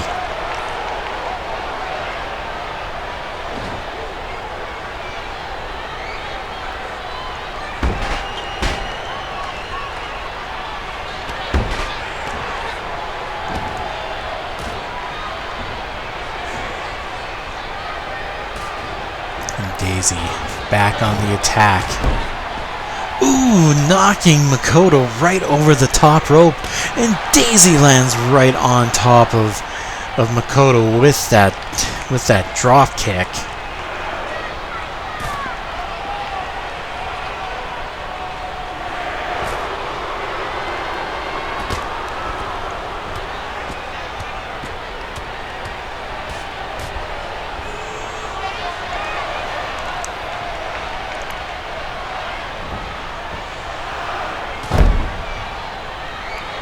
Straight kick right to the head of Makoto. My God. Daisy is just being brutal in this matchup. But not too brutal, because otherwise she would actually get disqualified and could lose the shot. 1, 2, no! I thought for sure that moonsault would have done it.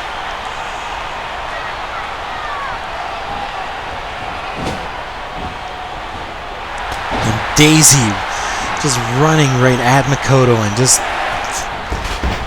whatever that was just amazing.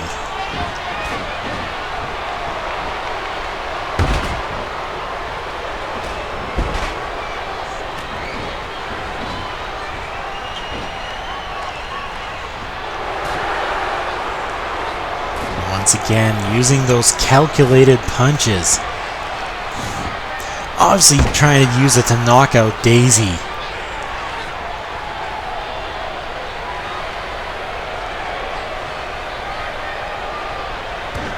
Daisy gets in behind. I think Makoto's trying to do the Fan of Thieves last ride.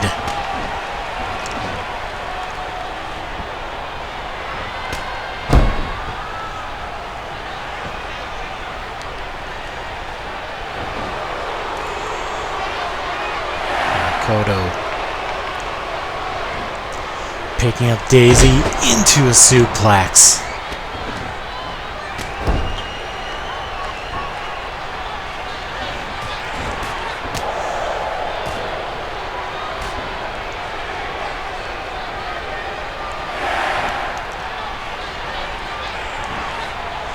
Now picks up Daisy for another suplex. My God. But Daisy is back on the attack, knocking him down with a clothesline.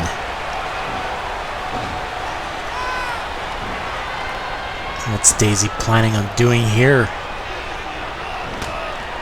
I have no idea what she was planning on doing there.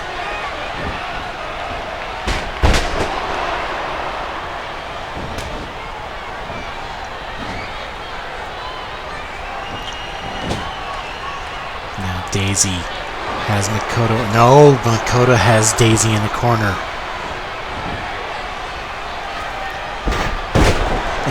Oh, I thought she was going to try to roll her off for a cover, but no.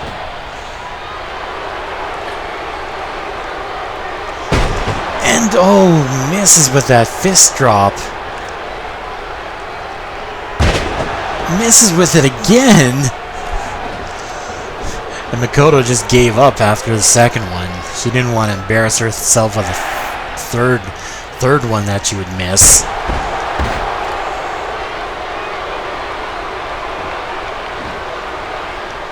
It's like you think that Makoto might need to wear glasses. Nice Daisy. Oh, nice maneuver. Knocking out Makoto. 1, 2. No! Daisy was so close to getting a shot at Wonder Woman.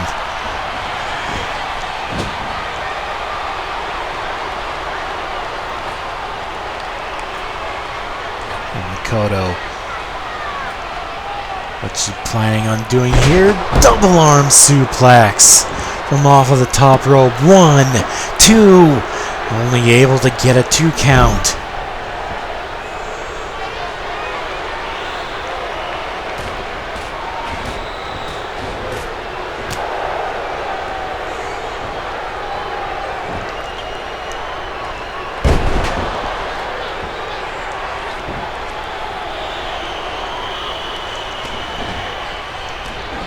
Makoto is getting a little bit fired up.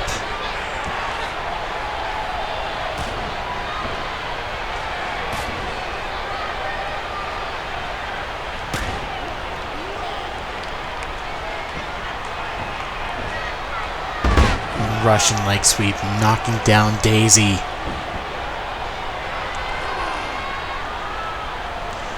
Makoto waiting because she's setting her up for Phantom's Thieves last ride.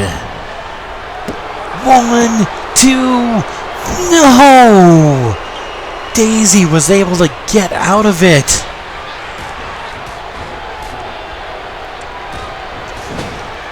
How the hell was Daisy able to get out of it?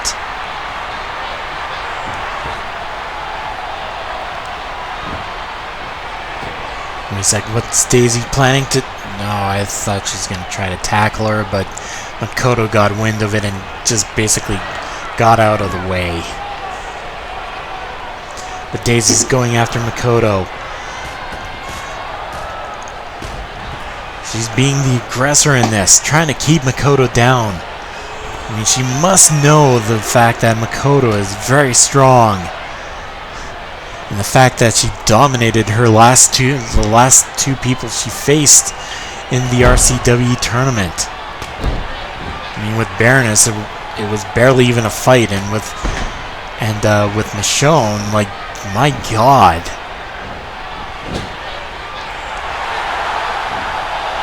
It's just unbelievable that Makoto would have been able to take out Michonne.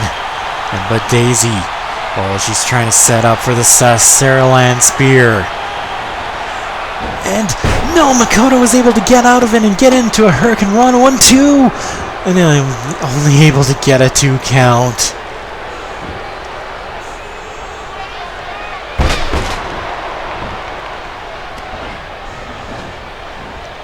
That was a close call for Daisy. She almost lost that. But quick thinking by Makoto, able to catch the Saraland Spear into a Hurricane Rana and into a pin. That was just incredible work. I'm going to the top rope. Oh my god! That was incredible! Unfortunately for Makoto, she didn't pick up the win there, but my god!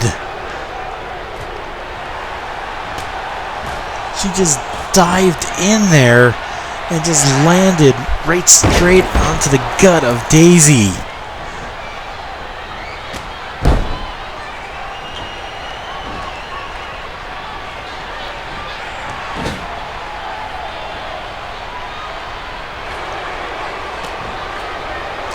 Makoto knocks Daisy back, connects with a clothesline.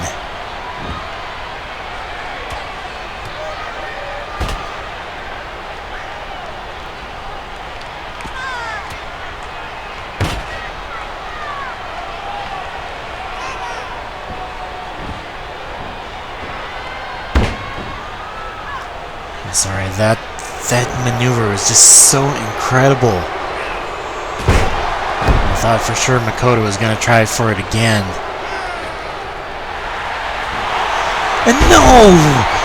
Daisy just caught her with a Saraland Spear, but it was too close to the ropes.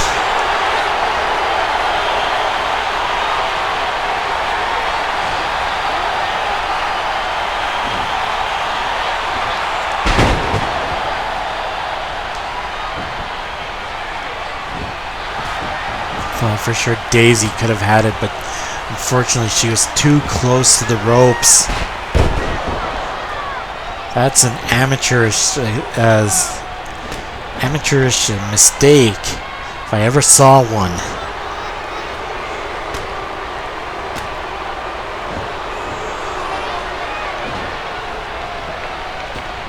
And Makoto flies right on top of her.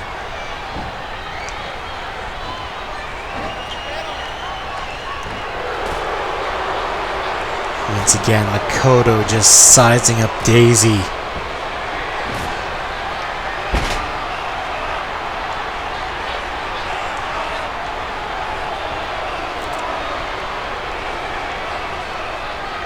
And Makoto, I think she's signaling for the end. But no, Daisy has more spunk in her.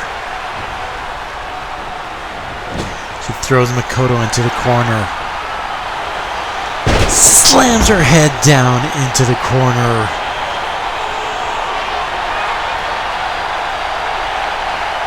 And waiting for Makoto to get back up, and Saraland Spear! 1, 2, no! How was Makoto able to get up from that?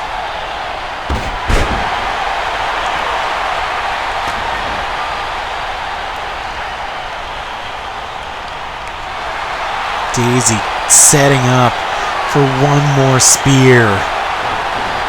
And no! Makoto was able to reverse it by doing that back body drop. And it's setting up for the Phantom's last ride.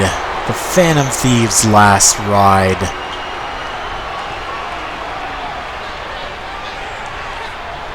No, she's not ending it there. She's going for one more Phantom Thieves' last Ride. Making sure that Daisy is taken out. And Makoto has earned a shot at Wonder Woman's women's title.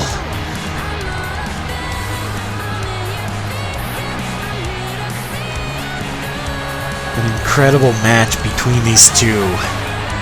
Daisy gave it her all, but unfortunately for Daisy, she got the Phantom Thieves' last ride.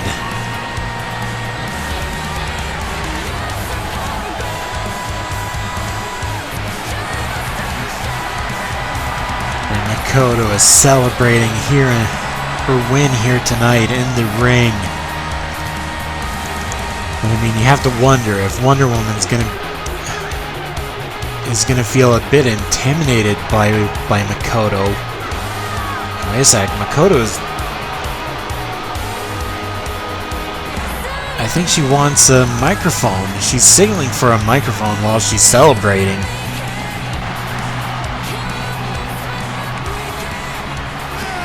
And she has something to say to Wonder Woman. Wonder Woman is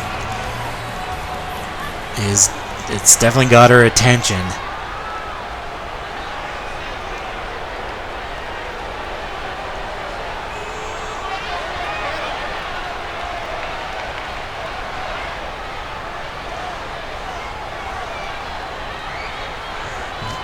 Oh my god, Makoto is challenging Wonder Woman to a fight here tonight. Makoto, like, she just went through a match. I mean, Wonder Woman does have an injured ankle. But I mean, what is her answer going to be?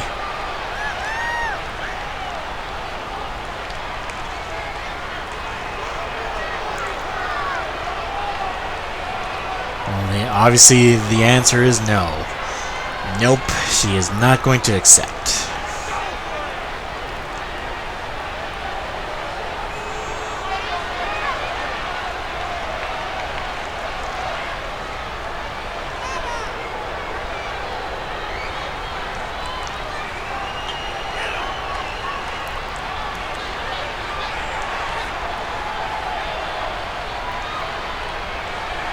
And yeah, that is technically true. She has just been beaten up and not 100% after being through a match.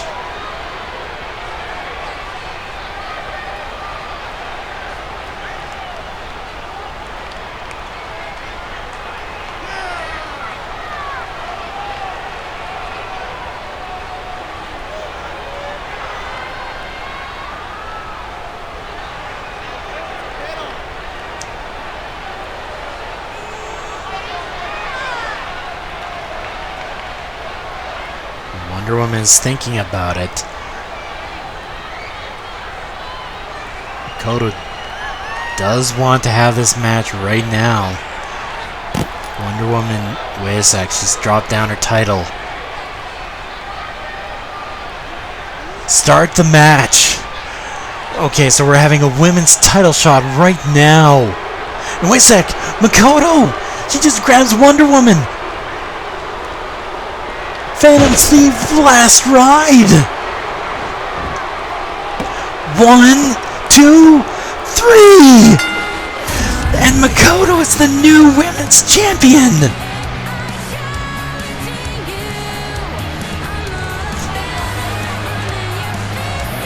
Wonder Woman said start the match. Makoto kicked her in the gut, got her in a Phantom Thieves' last ride, and has just taken the RCW Women's Championship.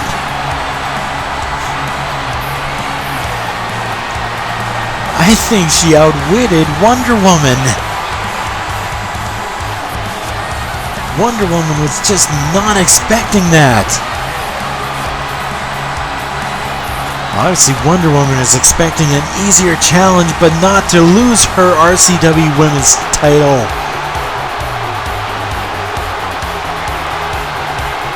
And what an embarrassing loss for Wonder Woman here tonight. It looks like Ron and and Hellboy are meeting up once again.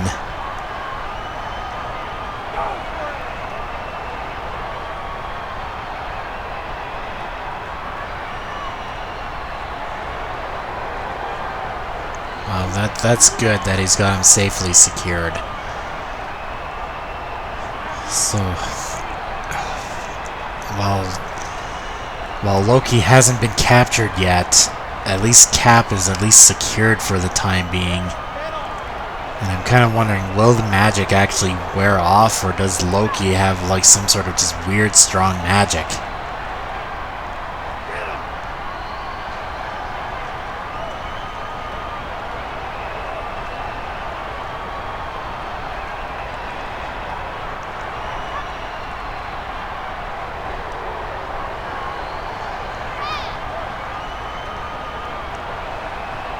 That's a bold statement to make. He's going to find Loki by the next episode, and to have Cap be at the next episode of Afterburn.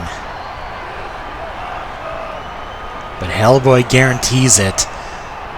He's going to find Loki and help put an end to Cap's mind control issues.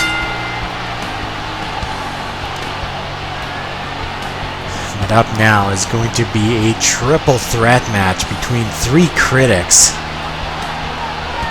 The Nostalgia Critic, the Angry Video Game Nerd, and Linkara are all going to be facing off against one another in this matchup. Pretty much as a way to determine who's the best critic out of the three.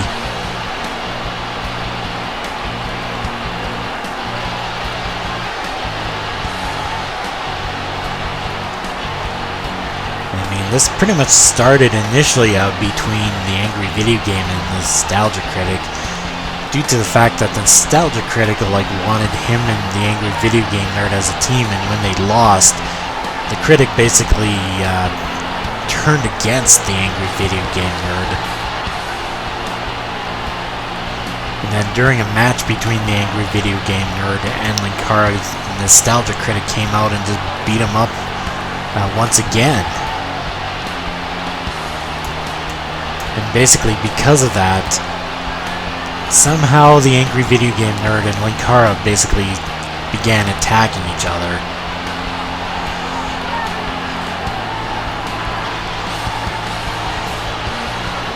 But either way, this match is going to be happening right now.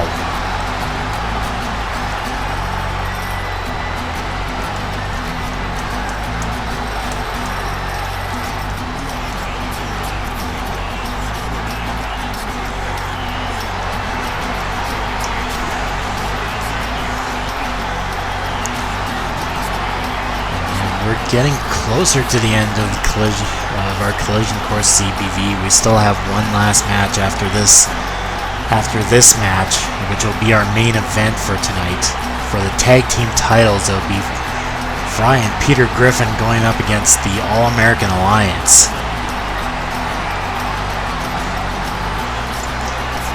I mean, in that match, can Fry get another title added to his waist? And also, will Peter and Fry be able to work as a team?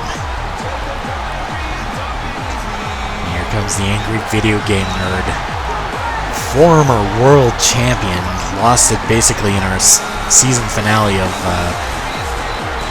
season 4, which would basically be Fight for Glory, and what was basically renowned as one of the best matchups in RCWE history. It was a King of the Hill Battle Royal for the world title, and I think the Nerd was the first one to go, honestly.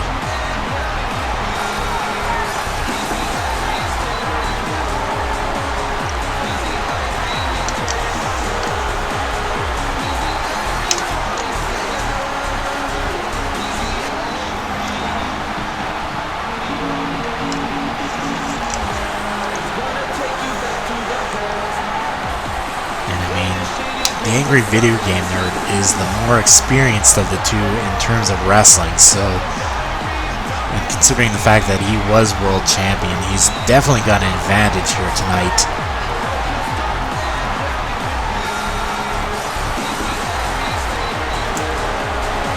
I mean, Nostalgia Critic is very crafty, and he's flexing off his muscles.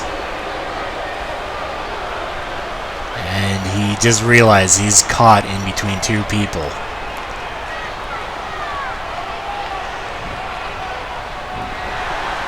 Who are basically going to beat him the hell up. Right now, Linkara and the Angry Video Game Nerd are sort of working together to beat up the Critic.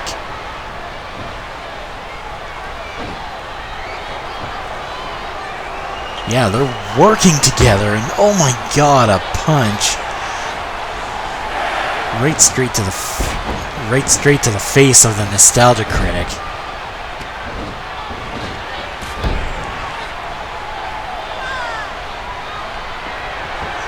Yeah, these two are working as a team up against the Nostalgia Critic. They obviously blame the Nostalgia Critic that this match is even happening here tonight. Considering the fact that he's just been annoying as all hell.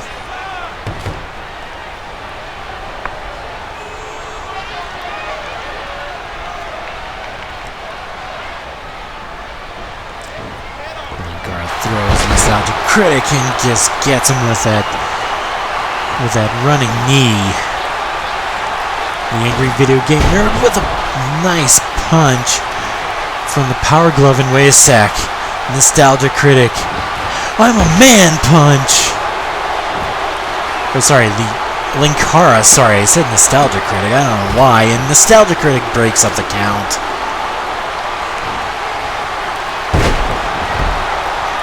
Linkara being very crafty and trying to take down the Angry Video Game Nerd.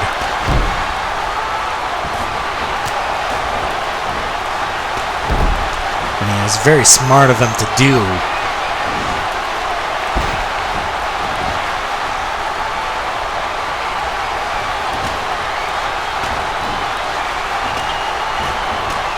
Linkara just beating up on Nostalgia Critic.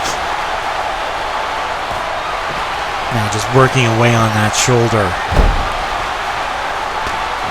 And Linkara sees that the Nerd is back up, but the Nerd, Game Breaker! The Game Breaker onto Linkara. Going for the cover, 1, 2! But Linkara was able to kick out.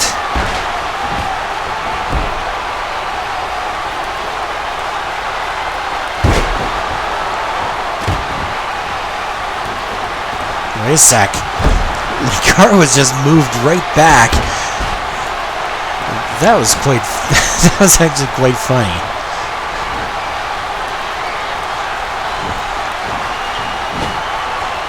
The weird little things that you can see in WWE 2K14.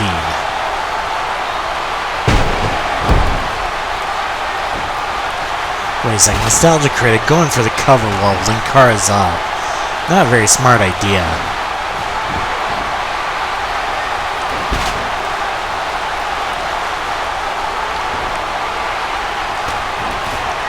Nerd is back on the attack against Linkara and just trying to goad him on. Gets him with an elbow right straight to the head. Power of the punch. Or the Power Glove, I should say. The power of the Power Glove.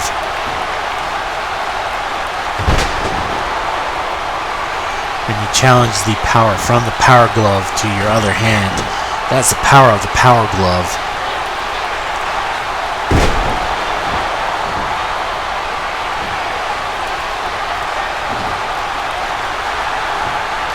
Wait a sec. Game Breaker onto Nostalgia Critic. Wait a sec. Linkara's back up.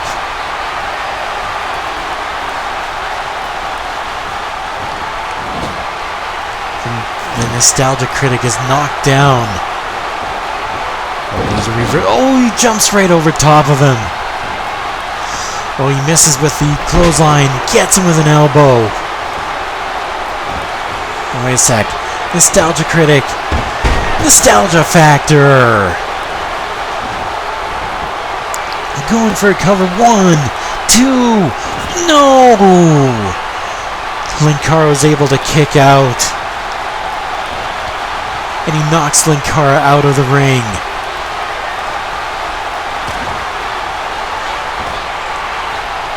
Trying to keep Linkara away from this matchup. And the Nerd. Oh, here it is. He gets him with an F-bomb. But here comes Linkara. Oh my god, once again, I'm a man. Punch! Going for a cover. 1, 2, 3, and this one's over. A quick matchup, but my god, an exciting one for sure.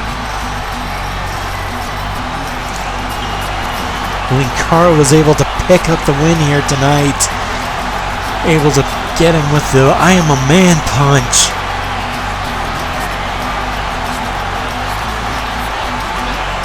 Taking down the angry video game nerd.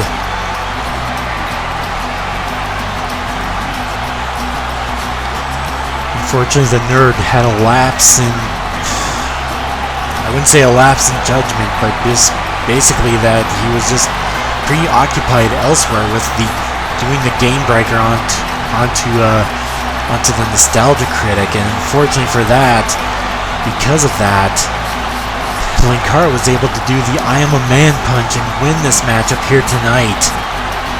Incredible matchup by Linkara, and he's able to beat out the Nerd and the Critic.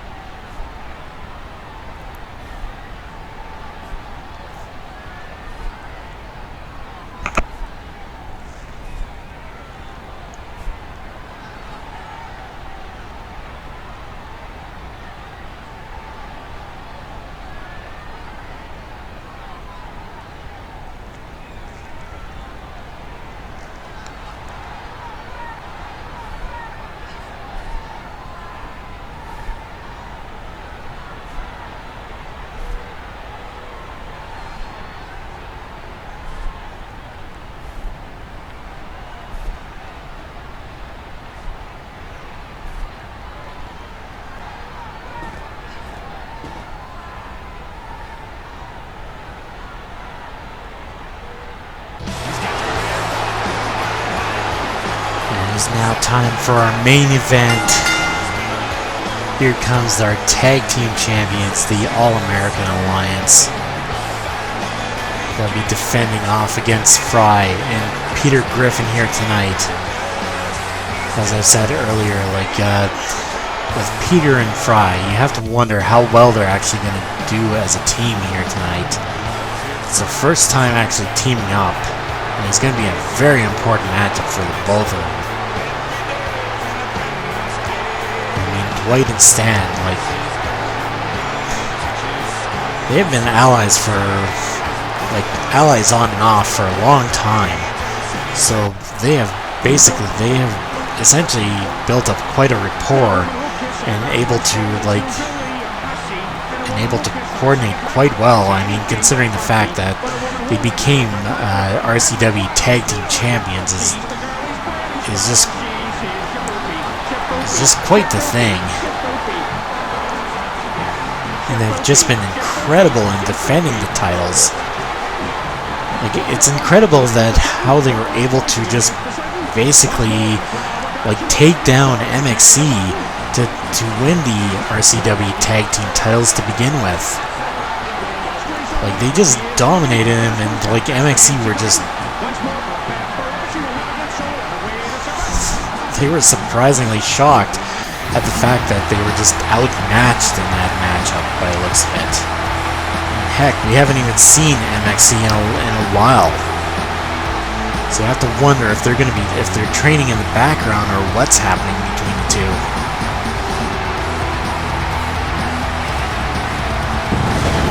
Fry, our world champion. He won the world championship back against Peter Griffin himself.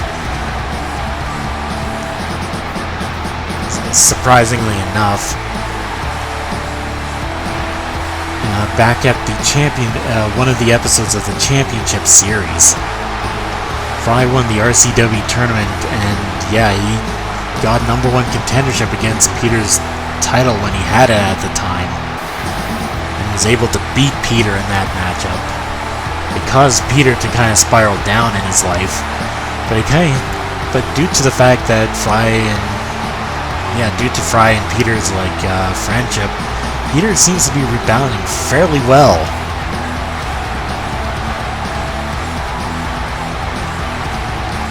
But I mean, as I said, how will these two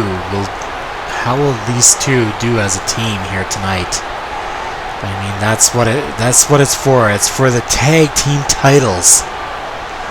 I do believe this is the first time that the tag team titles have basically main evented a CPV here in RCWE.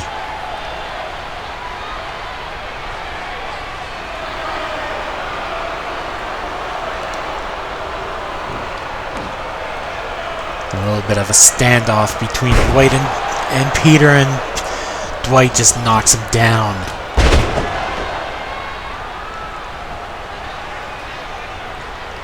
And Peter back on the offensive once again. And Dwight just knocks him back.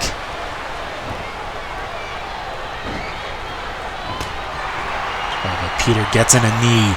Gets in behind and slams him down hard onto the mat. Peter should not be goating this matchup. This is a big important matchup for the tag team titles. You can't afford any little mistake here. And I mean, if Fry can't make it out to break up the count, like, that's it for you. And Dwight is just dragging Peter to his partner, and they're doing a double team maneuver onto Peter Griffin. And now Stan is in this matchup. Oh, Peter blocks the attack. Gets in several punches and a headbutt, knocking down Stan. Oh, and a little bit of some teamwork between Fry and Peter. And then he tags in Fry, and Fry working away on Stan Smith. A couple of weeks ago, these two had a world title match. It was a banger of a matchup, to say the least. But unfortunately for Stan, he was not able to win the RCW world title. But I mean, here tonight, he's basically defending his tag team titles here tonight, and there's a good chance that he he and his partner may lose them here tonight against two incredible superstars who are one a former world champion and one who's currently the world champion.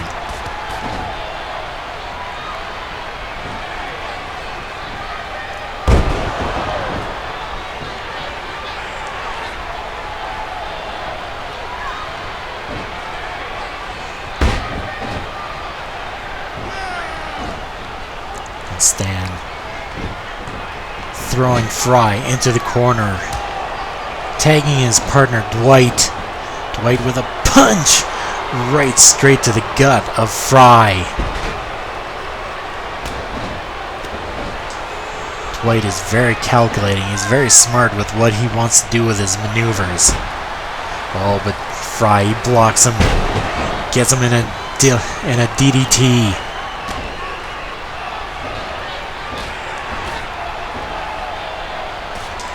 Dwight blocks the attack and gets on the attack once again. But Fry blocks him back, gets in behind, picks him up into an atomic drop. Wait a second, going for the cover.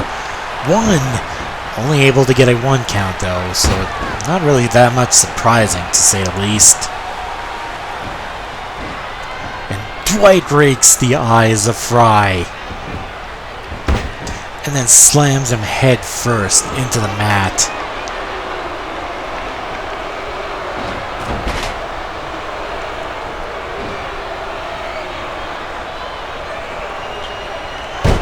Signature maneuver by Dwight. 1, 2, no, only able to get a 1 count. I feel like I should call that the stapler. I mean, it's kind of an iconic moment for Dwight where his stapler was in Jello. 1, only able to get a 1 count there for Fry. So yeah, I'm going to call that the stapler, one of his signature maneuvers. And Dwight blocks the punch of Fry, throws him into the corner, and tags in his buddy, Stan. Stan just punches Fry right into the gut, similar to what Dwight did earlier on.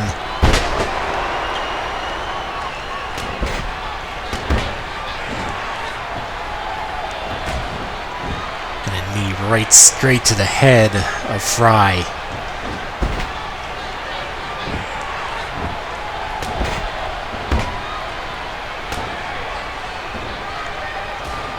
Like Fry blocks the punch, gets in several punches, and Stan just blocks it, gets him into a spine buster.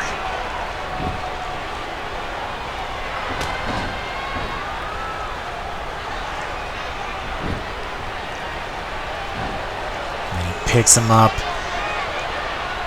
into a suplex.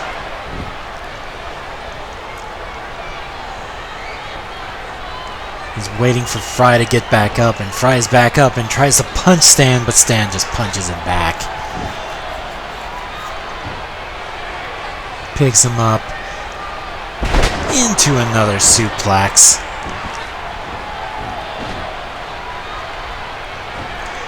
Wait a sec. Gets him, just slams him down hard.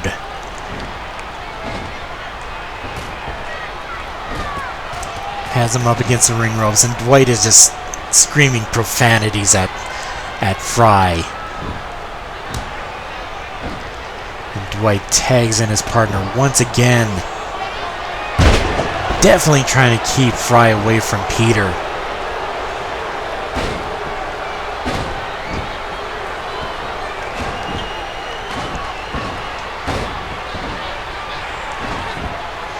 It's like Dwight going for the cover. 1, 2. No, only able to get a 1 count. Surprisingly, it wasn't a 2 count. I thought for sure it would be by how long Fry has been out in this matchup so far.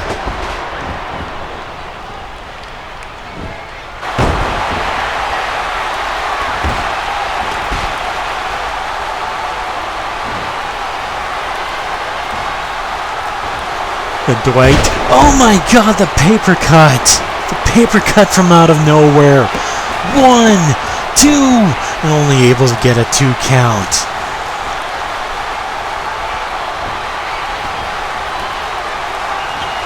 It's like Fry able to reverse whatever Dwight was trying to do into a DDT. Fry, he has to wait until Peter is back up so that he can tag himself so that Peter can get into this matchup. And Fry tags in Peter. Peter knocks down Dwight. Then he knocks down Stan. And then slams him down hard with that modified suplex.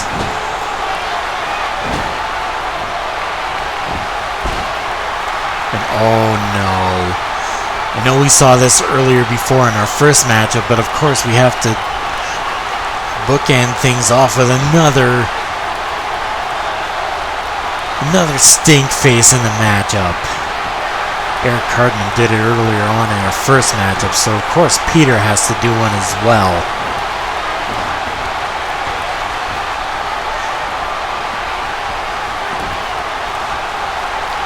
And oh my god, the manatee gag! The manatee gag onto Dwight! My god! How can Dwight fight this? And Stan was able to break it up.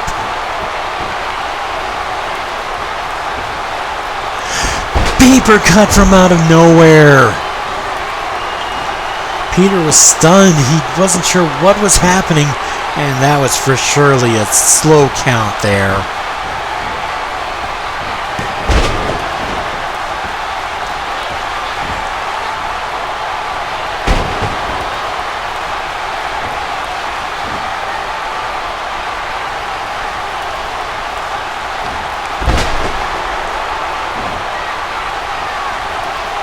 And Dwight, I thought he was going to try to tag in his partner, but no. He realized that Peter was up, and it's best to basically work as a team to keep Peter from being an active participant in this matchup. Or at least to keep him down, to say the least. Wait a sec, Peter is back up.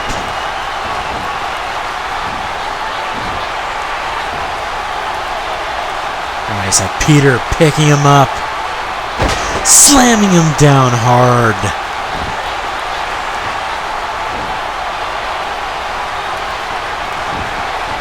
And throws Stan into the corner. He tags in Fry. Ooh, a straight shot right to the gut.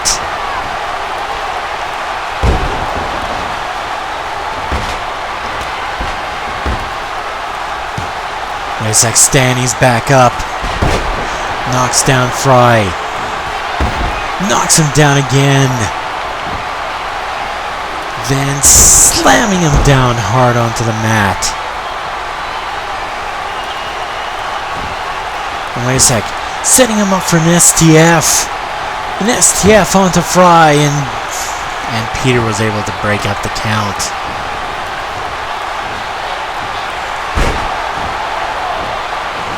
I do believe both Stan and Fry are both inspired by John Cena, to be honest, in ways like Fry just moved out of the way.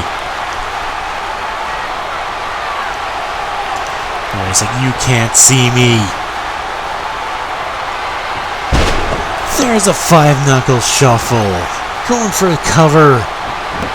1, 2, and Dwight was able to break up the count. Just been quite the matchup so far. Fry going to the top rope. Connects with a moonsault, but not going for the cover. Well, now he does. Now going for the cover, and Dwight's trying to get back in, and he's able to break up the count. That was a close one for both members of the All-American Alliance and Peter. Oh, and Fry, I don't know what he's trying to do there. I think he's a little too much excited, and he takes down his own partner. And Fry is I think he's very sorry about doing that just now. Now he has both members of the All-American Alliance out there. Peter looks a little bit pissed. His own partner just basically coming down on top. Fry is trying to say he's sorry. That he didn't mean to do that. A little bit of miscommunication between the two teammates.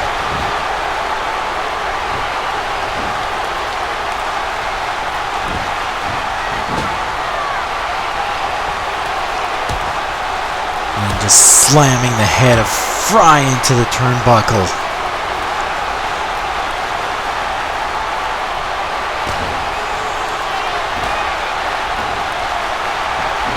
Isaac Fry, he grabs Stan, he has him in, the Lightspeed driver. It's a Lightspeed driver onto Stan. Isaac, he's not going for the cover, instead he's going for, here's your delivery. Now he's going for the cover. One. Only able to get a 1 count though.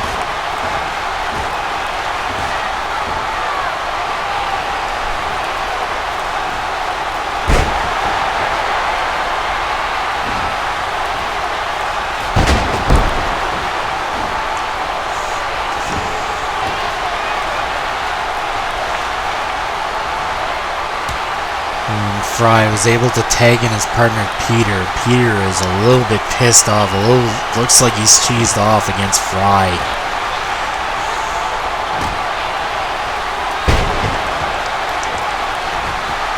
That miscommunication has put a little bit of a damper on their friendship for sure. And Stan tagging in Dwight. Dwight knocking down Peter. And will Dwight... No! Fry was able to catch him and knock him down.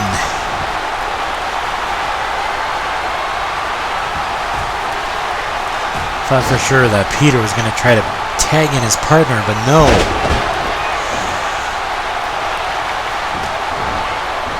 I think he's obviously still a little bit peeved off. Dwight is back up. Just attacking Peter.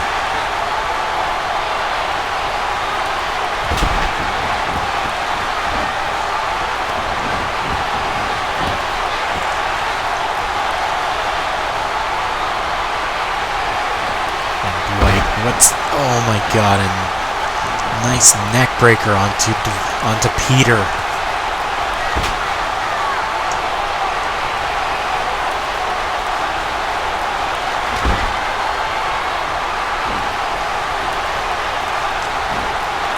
And Dwight. Wait a sec, Peter going for a quick cover.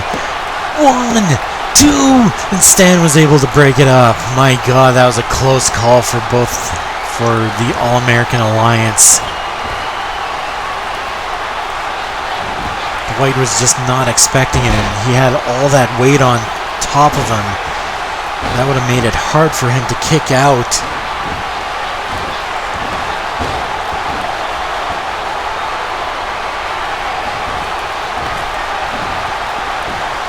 Stan coming in and knocking out yeah, Stan came in and just basically knocked out, what's his name?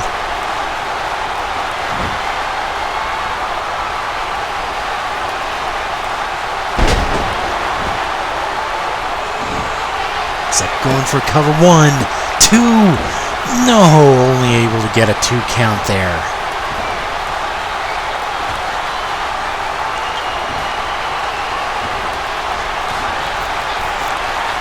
And Peter picks up Dwight, gets him with a fall-away slam.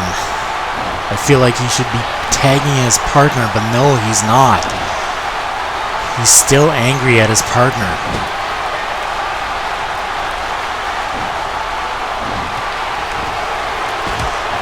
Going for a running splash onto Dwight. Picks him up for a suplex.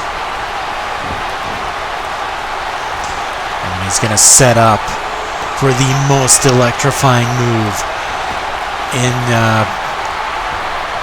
yeah, the most electrifying move in sports entertainment, the Peter's elbow. Going for a cover. 1, 2, no! He's not able to get a 3 count there.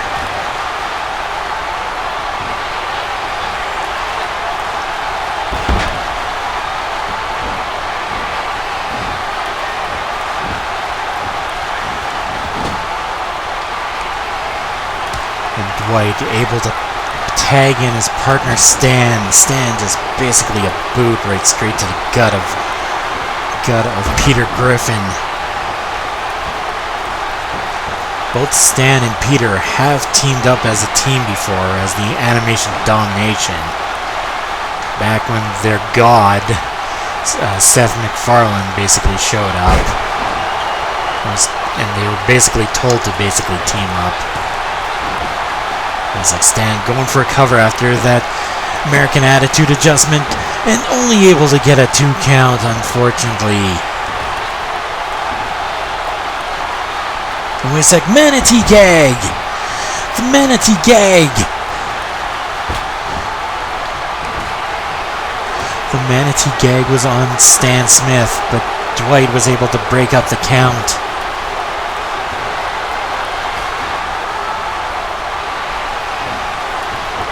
Peter, I think he realizes that he's getting tired out. He tags in Fry finally. Finally, at least working together as a team once again.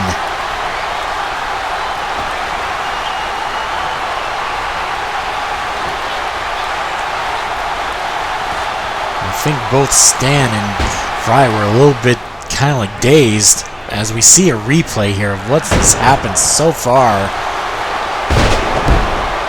Just some of the incredible stuff that has happened earlier on in this matchup.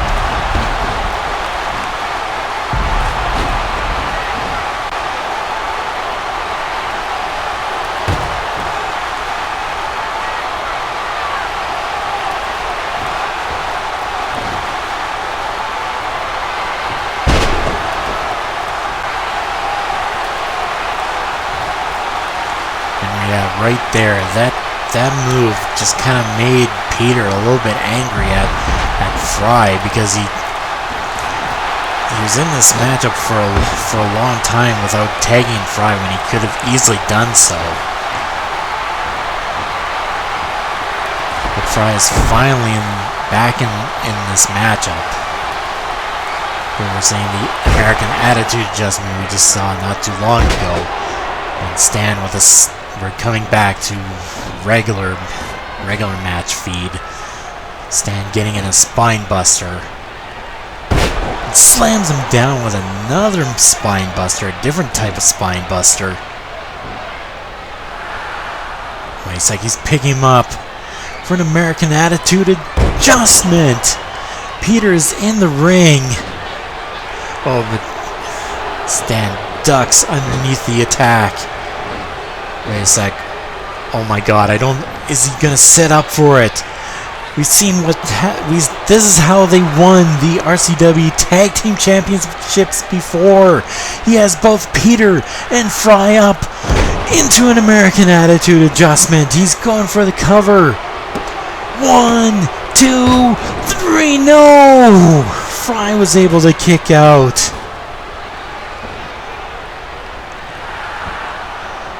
And wait a sec, Fry, here's your delivery! Going for the cover! 1, 2, and Dwight was able to break up the count. The All-American Alliance are just getting lucky here.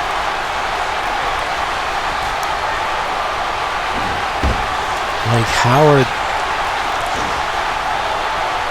I mean, for the most part, it's just incredible.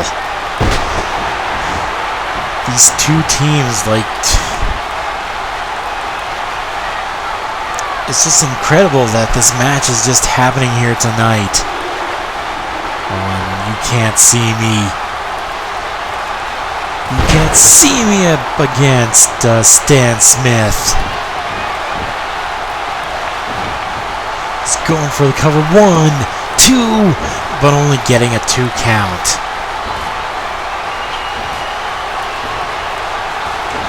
Stan blocks the attack and just gets in rapid punches onto Fry. I mean, the one thing is how can they take out the team of Fry and Peter? Because, I mean, Fry is too dumb to quit, and Peter, well, Peter is Peter.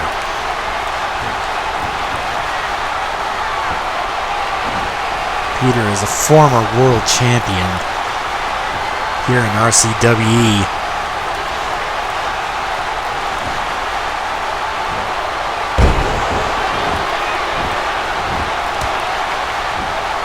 And Stan taking his buddy Dwight. Picks him up. And gets him into a neck breaker.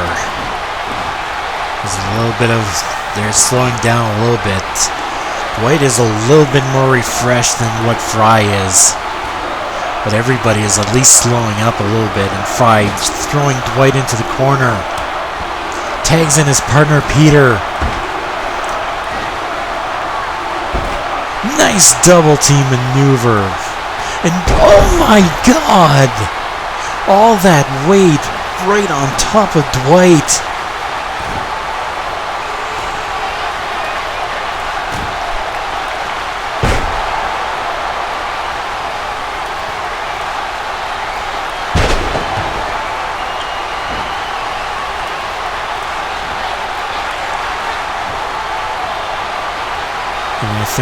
And I think he's trying to signal for the end.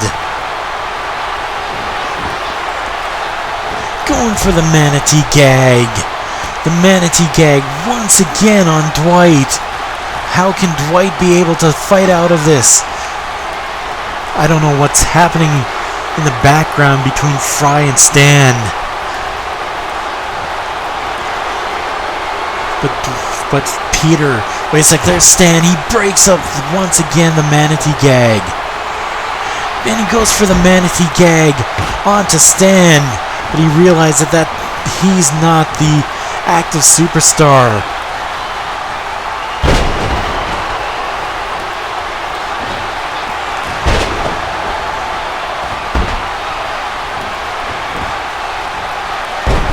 Oh my god, a power slam.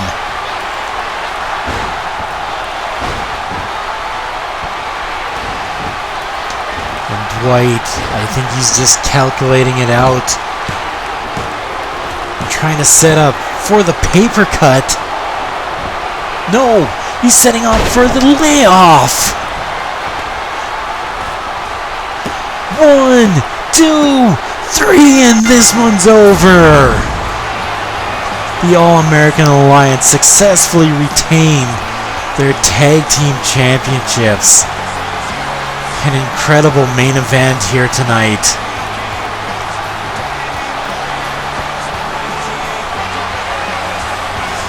And my god, that was just incredible. Dwight and Stan showing why they are the tag team champions.